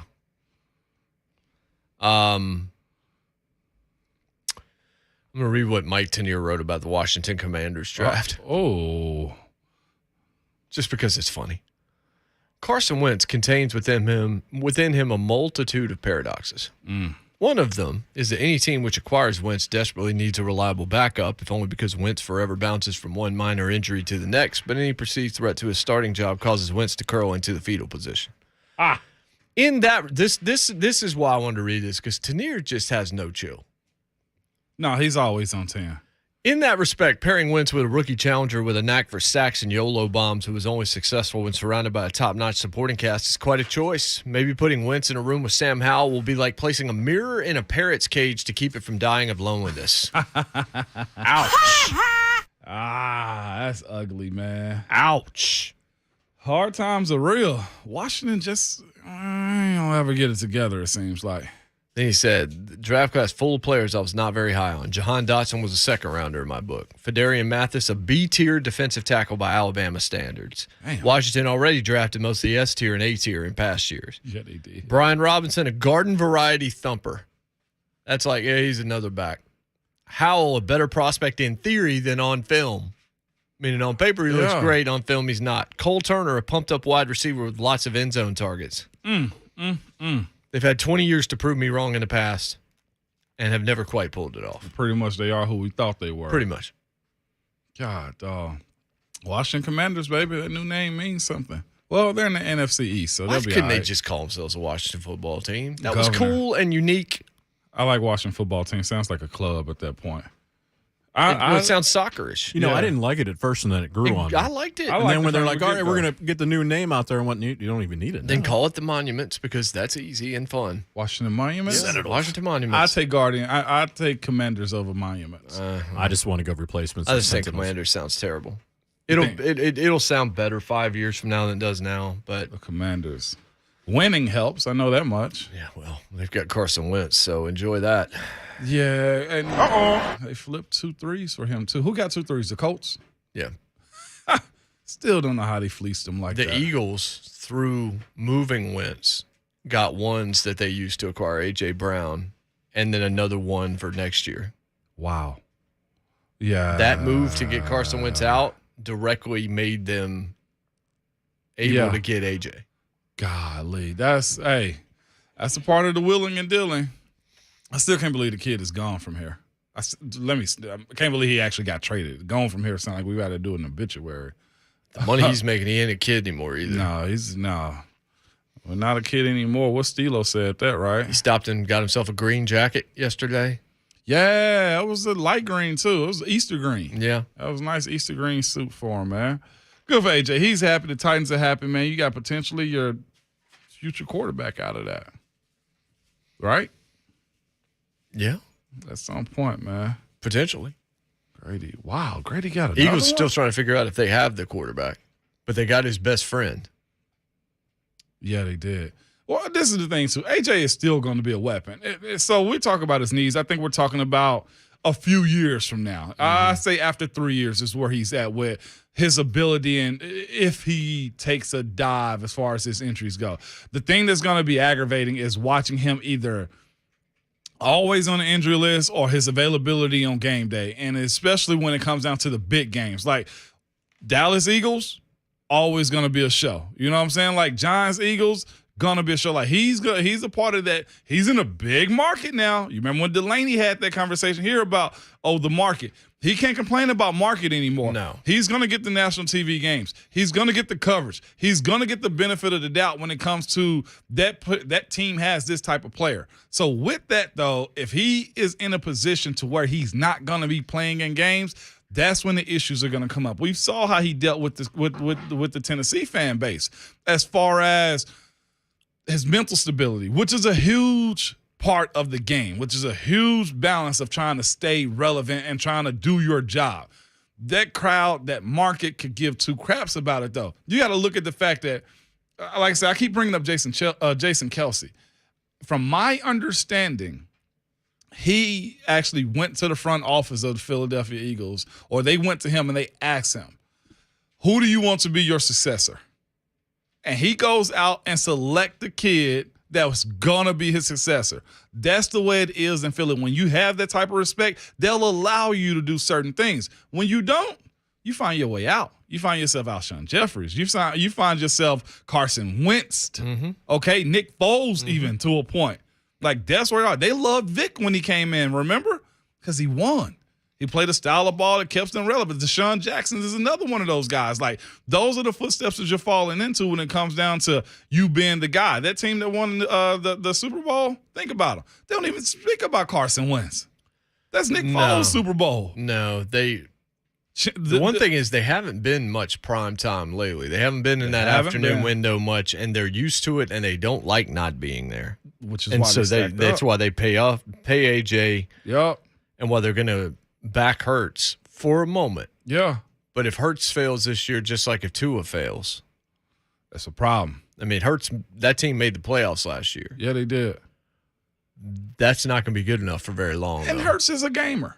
Oh, yeah. Like I said, I think he's a great football player. I think he's an average quarterback. But that's the thing. I don't even know if he's average or not, because it's almost as if he can run and truck you and get the extra yards, and he can pass, but which one does he does absolutely the best? Well, no, that's what I'm saying. He's a great football player, but as a quarterback, he's just a guy. Which is, it could be a problem unless these weapons a huge problem. He's surrounded by right now are gonna answer the call. Like, and that's why he lost his gig at Alabama. Devontae, well, he had enough weapons there. Well, right. That's what I mean. He didn't lose his gig because of weapons. He lost his gig because he wasn't good enough as a passer. So I'm really trying to figure out what he's going to be. Like, you're on the table. You pull the power play by asking your GM, head coach, whoever, to go get A.J. Brown on top of already having Devontae. Mm-hmm. That's a power play if I ever saw one. I don't know if Ryan Tannehill's made that type of conversation. I wonder, did they consider Ryan when it came down to A.J.? I know they didn't. I know they didn't on Malik Willis. That's been reported. They didn't even mention the Tannehill that Willis was happening. Well, maybe because there's no point in doing it because you weren't sure he was still going to be there when you had that chance. And you really back-ended by saying, well, he's just a third rounder, when in reality, that's an ice cold dude. Yeah. That's your hope. Yeah, well, yeah. To your point, yeah, that's your hope, is he can be the guy. I want to see what his reaction is going to be this year. You hope he's going to be the guy. Malik, Yeah. That's what I'm saying. Yeah, like, there's still a lot. There's a reason why he was still sitting there at that point in time. I think you're overplaying it a little, Ramon. You hope that it's going to be the guy. Well, yeah, and that's what we're hoping for. And that's the He's gonna be advantage of guy. not. If what I wanted him to do was draft him early, but you end up getting him late. Yeah. Which then means if he doesn't pan out, at least it wasn't that kind of an asset. But this is also the other part. Now, I said this is on draft night too, or draft day. Draft night. It's not like his pick is a throwaway. No, it isn't. As a third but you can rounder. excuse it away if it doesn't work. Well, yeah. Nobody's going to bury you if Monty Rice doesn't work out the way they're going to bury you if Caleb Farley doesn't. The thing is though is John Robinson's hit a whole lot more on the second and third rounds than he has anything else. So, like you said, the value of it shows the return can be that much higher if it does hit, as opposed to it being a first rounder. So It's just more. I don't think there's much risk in it. Like it's worth a shot because if he grows into it the way that you think he can, and he has the personality that you like, right. If he can be what Kuiper says, if he can be the best quarterback in this class, to me, the reason I wanted him over a Ritter in particular was I think Ritter's floor is high. Mm-hmm. I don't think he's going to be terrible no matter what, but I think his ceiling is probably fairly low. Mm-hmm. I think Malik Willis' ceiling is, I have no idea, but I think it's super high. I think the reward is higher with him than it is with the other guys. Yeah. Pickett could be solid. Oh, no doubt. Ritter could be solid. If Willis develops properly, he could be spectacular. Oh, that or any better, man. I keep throwing that name out, but he could be better. Russell Wilson. Russ. Tall Russ. Tall Russ, which is crazy. We call him Tall Russ. Tall, but he's not that big. He ain't even all that big. No. CAA is on the move, man. Falcons just gave another Grady bag Jarrett. out. Woo. 3-year deal worth up to 51, so I need to know what that means. Average of 17 a year. No, I want to know what up to 51 means, because that doesn't mean base. Yeah. We'll come back on the other side. Slay will be here. We'll talk a little bit about the Grizz Warriors as well as AJ and probably food. A little bit. And jerseys. Yeah, I love to jump into the jersey conversation as well. Had. And this trophy. Don't get me started on that trophy. This will be the last day it's in the studio, I can promise you. It's Jay Martin, Ramon, 104.5 The Zone. I'm the captain now.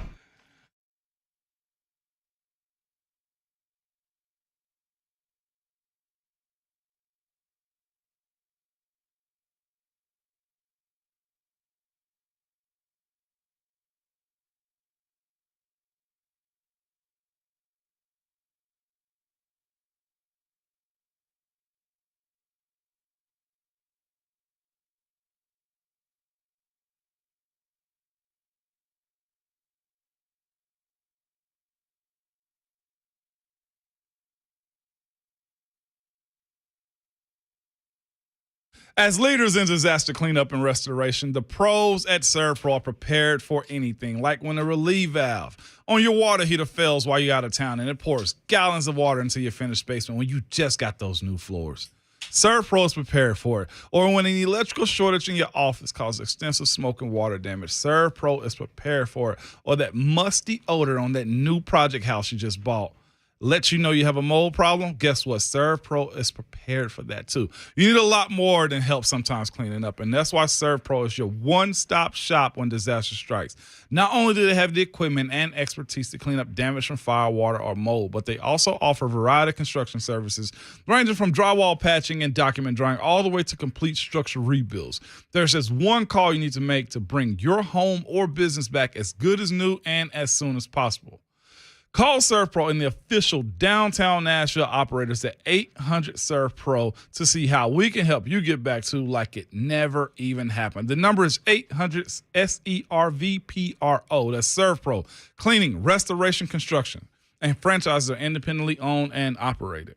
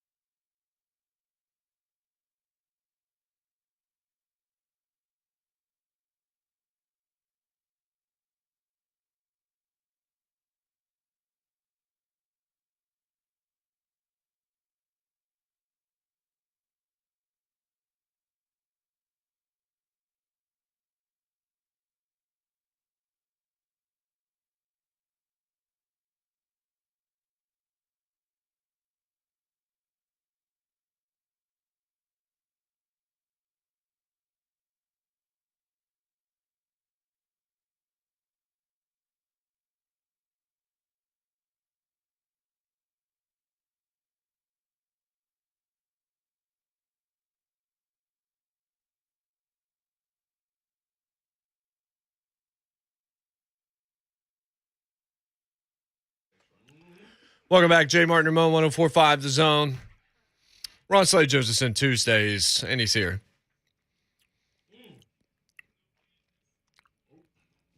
Looking at A.J. Brown highlights interspersed with Jalen Hurts and Devontae Smith highlights right now on Fox television. People are like, oh, the Eagles are going to dethrone the Cowboys. And they might. I was going to say, Cowboys didn't make themselves better. They lost a lot during the offseason. CeeDee Lamb may have 1,700 yards receiving this year, though. With Amari out of there and Gallup likely hurt at some point. Hate to say it. Let's get cousin Andrew real quick since he called in. Andrew in Portland, what's up, Happy man? birthday, Andrew. Appreciate it. Happy birthday to Hightower, too, because we shared one. All right, so I'm going to break my own rule real quick. I was saying on Twitter I'm tired of hearing about the A.J. Brown crap. He's gone. We need to move on. But I was outside putting some buckets around our new trees to catch this rainwater and keep these trees watered. And I've been hearing something over the past couple of days, pretty much ever since he got traded. There's some cows down the street, okay? And they've been mooing and going off like crazy, kind of like he's recently been flapping his gums in his interviews and his press conferences and all that. And I want to compare him to these cows here real quick. Everybody knows that A.J. Brown did not want to be here for whatever reason. And I just wish he would be honest about it, whether it's the bag or what. I don't know what it is. I'm sure it's the money. And, hey, respect for him. He deserved it. He earned it. But just come out and be honest about it, right? Don't beat around the bush and all that. Just be honest to your fans. Be honest to everybody, because at the end of the day, we all know that's what happened. And my comparison to these cows is this. We all know these fools are in heat. It's no secret. So why is he trying to be secret about it? Just be honest, and it'll make this whole thing better. That's what I got, fellas. See ya. Andrew on his birthday just compared A.J. Brown to cattle. And heat. When he first started talking about cattle, I thought he was talking about obese women. I thought he was talking about they're going to go to slaughter. Uh-oh. What he was talking. When he said cows down the street, I'm like, I hope we're talking about actual cattle and you're not Charles Barkley talking about women in Phoenix and San Antonio. Big old women. Yeah, definitely. Big old women. Not Phoenix. What's great is now I can play that. You can't tell the difference. I was going to say, what was that? That was me. So to the point that he's making, guys, about AJ being honest. Yeah. Him not wanting to be here. When we said yesterday, it feels more and more like he didn't want to be here, right? Yeah. My question, I said, is this is a question we need to find an answer to, and you're never going to get the answer to this. Why? Why didn't AJ want to be here? If indeed you buy that hypothesis from Andrew, why? Because there has to be a why behind it. It's not just, I don't want to be here and there's no reason for that. Mm-hmm. Why wouldn't you want to be a part of a team that was the number one seed last year, a team that the fan support's through the roof, where they're about to build a new stadium here, where the future is bright, where you're so beloved, all of those things? Why would you want to leave? And I'm not trying to signify the quarterback here. I'm going to go first on this one. Go ahead, Savage. Two things. I'm going to get to that one first, Jay, but I'm not going to slander Andrew on his birthday at all. But what makes you think that the Titans aren't lying about this also? Like, you don't become successful and maintain that way by walking down the straight path. And I think we all know that. Is AJ's getting the blame because he talked first? The Titans don't have to say much behind it. And he's on a new team. I'm not saying the Titans did lie. I'm not saying AJ did. But I'll say this. In all of the transparency that AJ's forever given his fan base, I don't think not one time he's actually lied about a lot of stuff. So with that being the case, what if the Titans actually played a part in this too? So why would AJ want to leave? I think it's market. We love Nashville. I do. Everybody loves Nashville. But as far as the overall landscape of the sporting world, Philly is pretty big. What is it? The fifth biggest? It's one of the biggest cities in America. Sports cities has a whole lot of history when you look all across the spectrum. I think it goes back to Delaney's conversation. How much bigger can I make my superstardom? Yes, he's a star here, but imagine if he was in Philly. I think that's what he thought. The truth of it all, I think that played a part in it also. I legitimately do like it. How can I go be the show? I think it played a part. I look at it as I think that's a great point. Also, Babs brought up on our show, and I think this is part of it as well. When you get into negotiations and things of that nature, especially when your agent has a plethora of guys and high-rated guys, you got to do the good cop, bad cop to an extent. You know what I'm saying? I think AJ did want to stay, and I just think that in order for him to stay, he would have, in a sense, reset the market a little bit. And if I'm an agent and I got you, Jason, and I got Ramon, I'm gonna call Ramon knowing that your check, you negotiating. Hey, Mo, you gotta talk to your dog a little bit, man. Like, you know, he trying to take $2 or $3 million less. Now that's gonna end up hurting you and Pan and Shafe. Yeah. You know what I mean? Tell Jason he got to do what he got to do. So I think that's what happened, and I think it got momentum, and he kind of outbid himself, and then was on the backside of it saying, well, watch how much money you're going to get. Yeah. You know what I'm saying? So it's either you're going to be in a win-win. If they pay you, you can stay where you want to stay. You can be comfortable. That's cool. If not, watch how much money you're going to get somewhere else, and it's going to be fine anyway. You know what I'm saying? We can deal with the backlash on that. And as far as Andrew, the being honest part, I'm like you.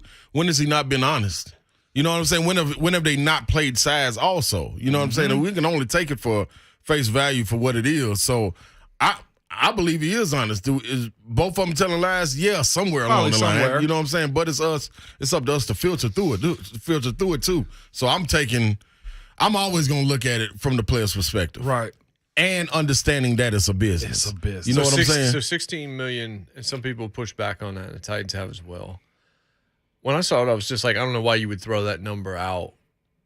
Like, if you're AJ, what do you accomplish there? Like, yeah, that didn't make sense. Like, why would you lie about that number? Like, you went ahead and left, and you were going to be villainized no matter what. There wasn't anything to gain by throwing that out, other than the reason why it's hard to believe is because it sounds so damn low. And you know what else Like, sounds? why would you offer 16? And so a fan that wants to believe in the organization is like, wait a second. He did change the number. Let's go back to the Mama's. Let's go back to Mama's IG, the Mama's video. Now, if we're talking numbers. Debo's mother-in-law, his stepmom.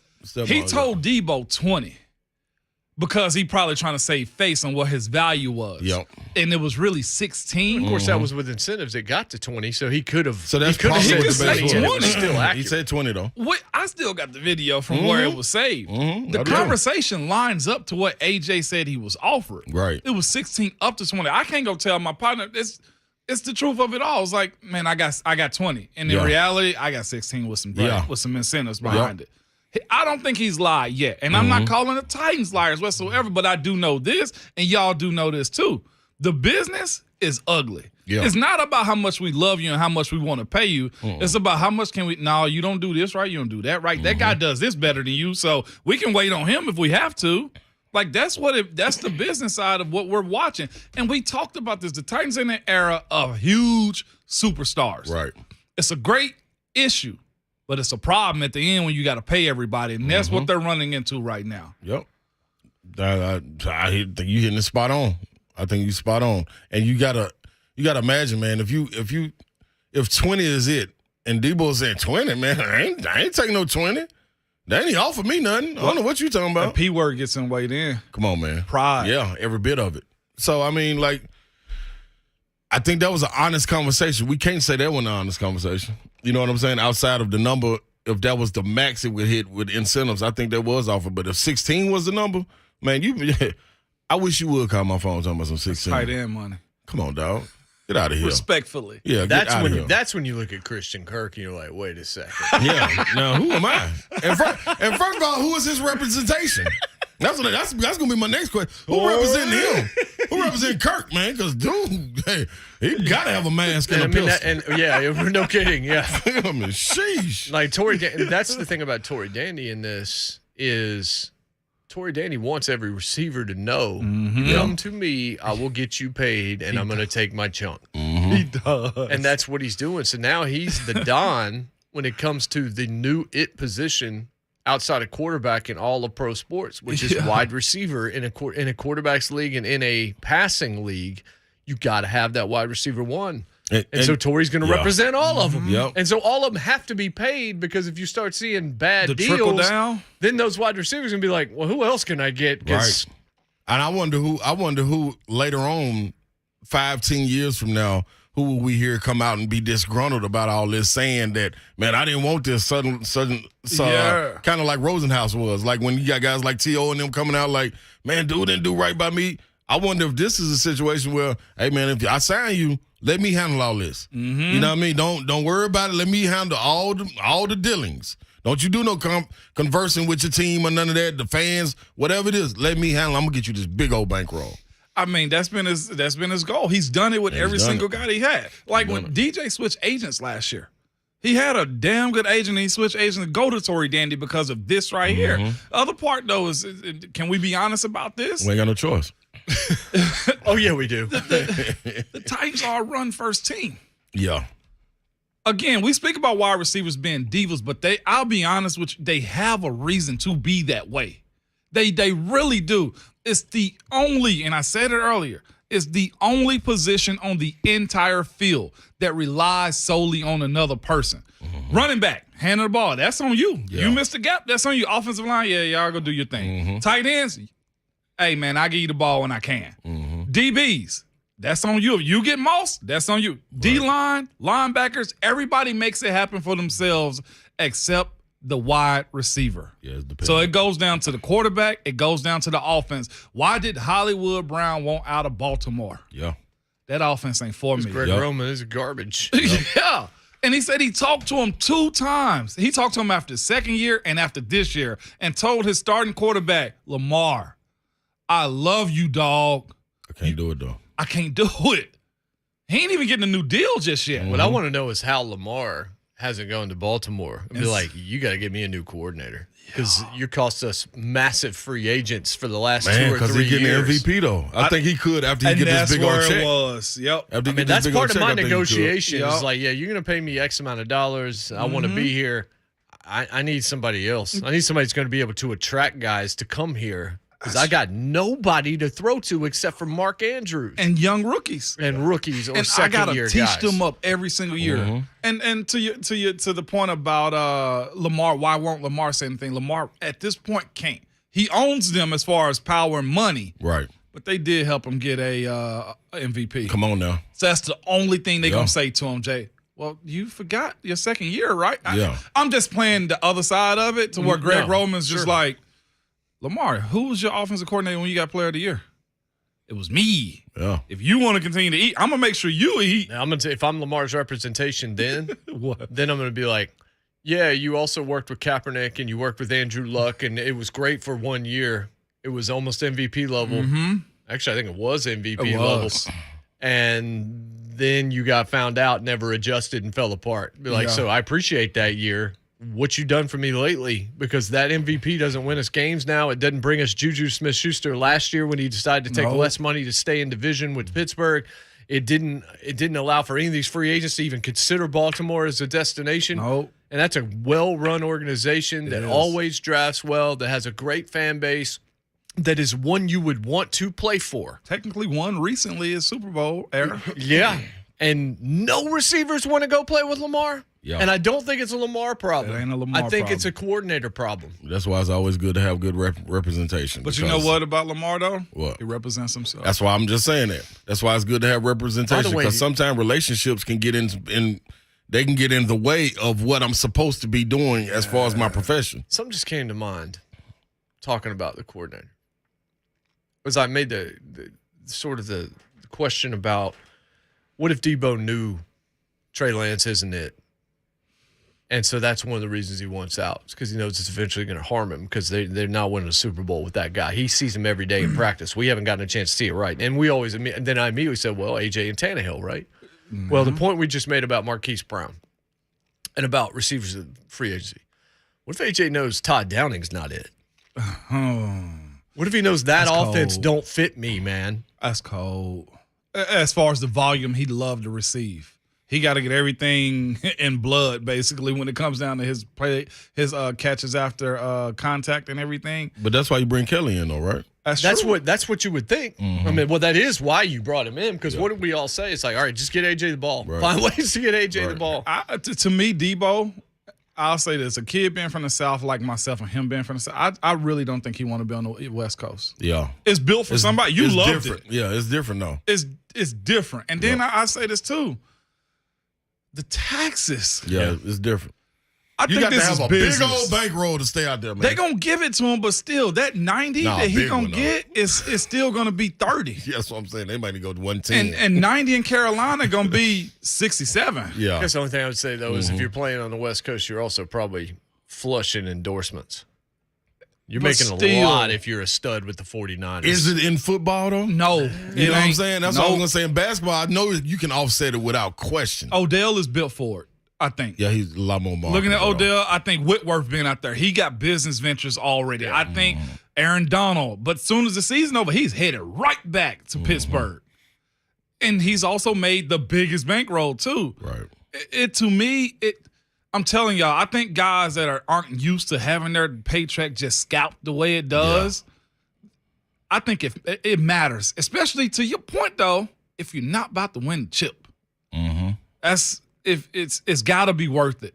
And let me ask you this: you get $90 million, Jay, and I know it's still a whole lot of cash, but if you get 90 and it goes down to 29 to 32 million, No, it's huge. I wouldn't want to live there. I have no interest in living in California. I had a for former myriad teammate reasons. of mine that told me he was begging his wife to leave the Bay Area. He's like, we gotta go.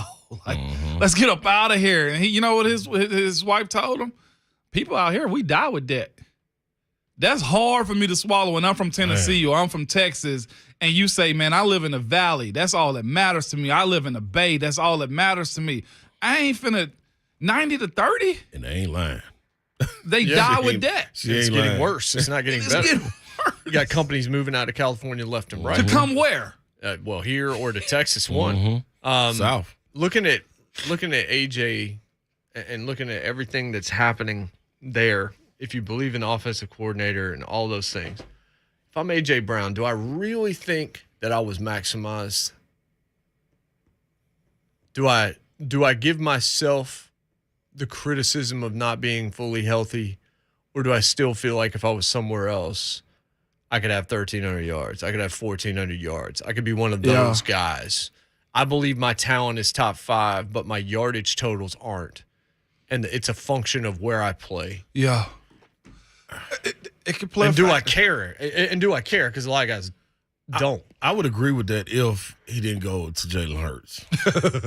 So you if think he it's didn't the go market? to Philly, yeah. If he didn't go to Philly, I would think, yeah, without question. But You think the market mattered to AJ? I think the bankroll mattered to AJ. Yeah, the bankroll mattered, especially the way with your knees. Like, man, if that cartilage is really really low, and they let you know that when you're full, that's when you got a problem, because when they let you know that, guess who else know? Everybody else. So guess what? I gotta hurry up and go get that. So bag. you know what's gonna happen? They're gonna run him in. Yeah, without question, we got to. We're gonna run him We got into no the choice. ground. We ain't got no choice. That's the other part of it. Next 2 years, you give him 2 everything years. you can give him. Now, it's the difference too. If like when I finally like, okay, my knees, like James, I didn't start like transitioning my runs, my lift until like year 7 and 8. Yep. And then when I got the camp on, you got this day off and this day off. Yeah. He ain't I ain't gonna say he's too young, but he's got to build a rapport with Jalen. Yeah. He's got to figure out this offense, Yep. and he also has to please Yep. that Philly crowd. A lot of different animals, man. Got to be pleased. We'll come back. We'll come back. We got a couple of calls on this issue, and we'll react to that with Ron. It's Jay Martin Ramon, 104.5 The Zone.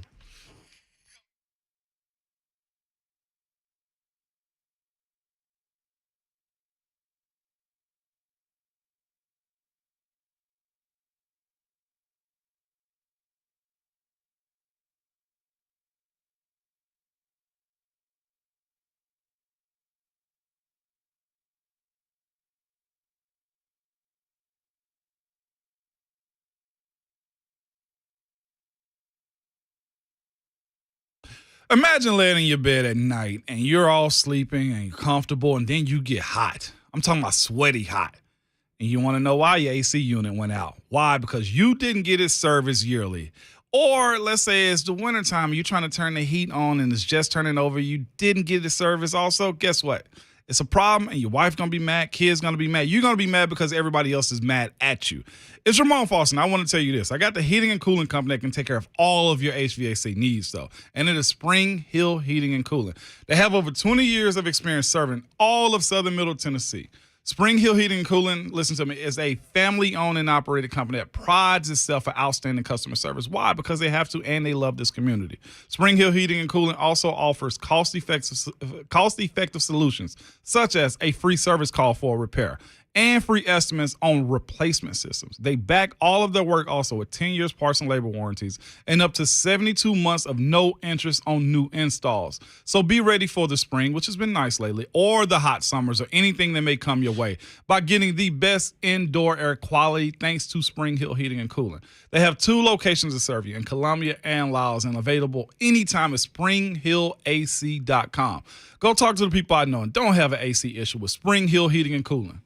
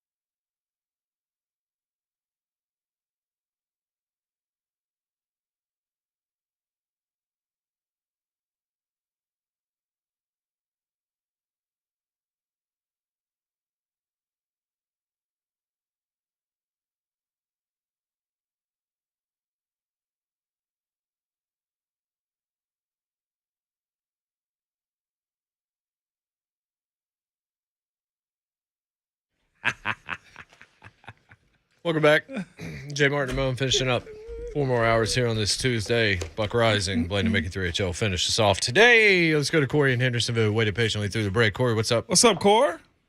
What's up, guys?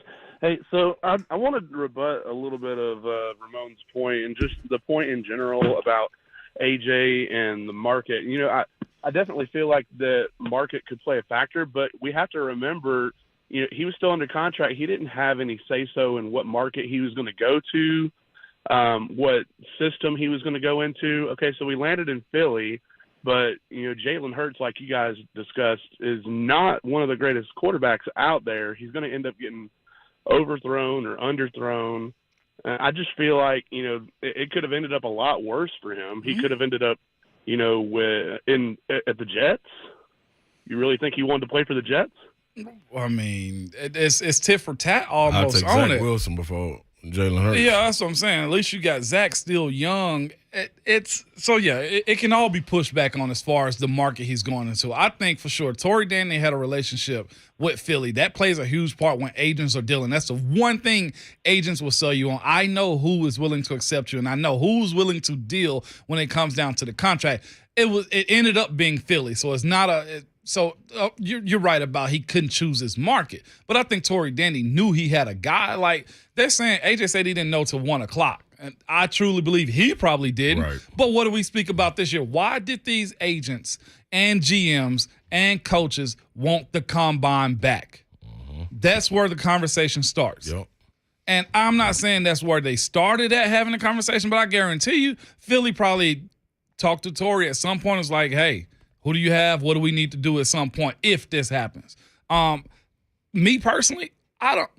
If you're asking my humble opinion about it, I honestly don't think the Titans wanted to deal that type of deal to AJ. The money and just the overall aspect of trying to keep this cap down so they can continue to be a above the line team when it comes down to competing in his NFL.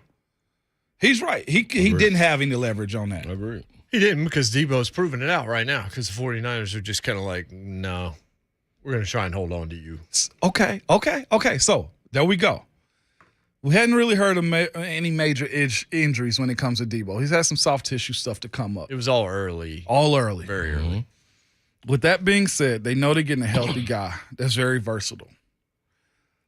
The reason I'm standing on this hill by saying I don't think they wanted to deal was because of the health. Why would the number 16 be out there? That's what I said from the beginning. When we came up with scenarios that day. Yes. And everybody pushed back, and the Titans organization pushed back, and Racini put her thing out during the middle of our show and all that kind of stuff. The scenario that always ran through my mind was if Tehran's podcast from a couple years ago with that physician, I think from Vanderbilt, who went through all the Titans injuries and dismissed all of them. It's like, don't worry about this one, don't worry about this one, don't worry about this one, just going to be fine from his ACL at Mississippi State, all of that stuff.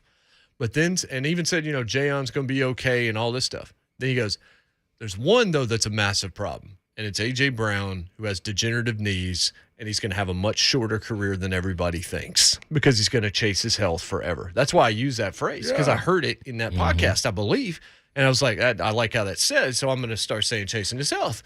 And that, since I heard that, I've always been a little – anytime it looks like he's going down, I'm just like, this is what I heard this guy say. And he had no objective to saying it. He's just a medical professional laying out all this stuff during an off-season podcast. If the health is not right, you don't pay the guy $100 million. That's where I was, man. And they'll call me a liar. There'll be people that push back on it.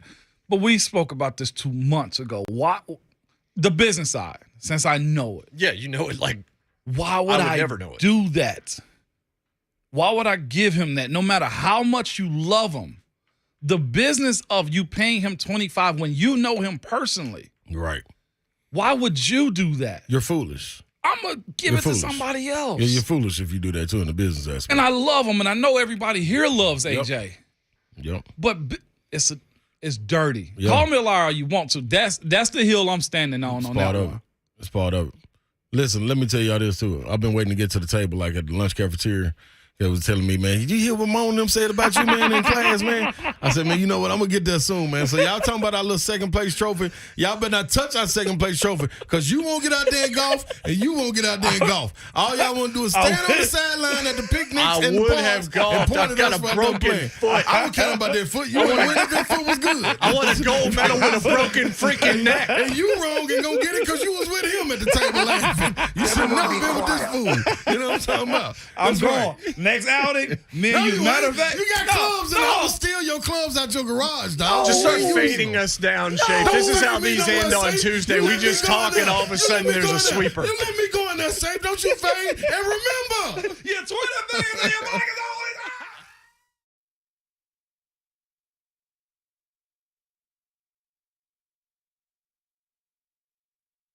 Tighten up.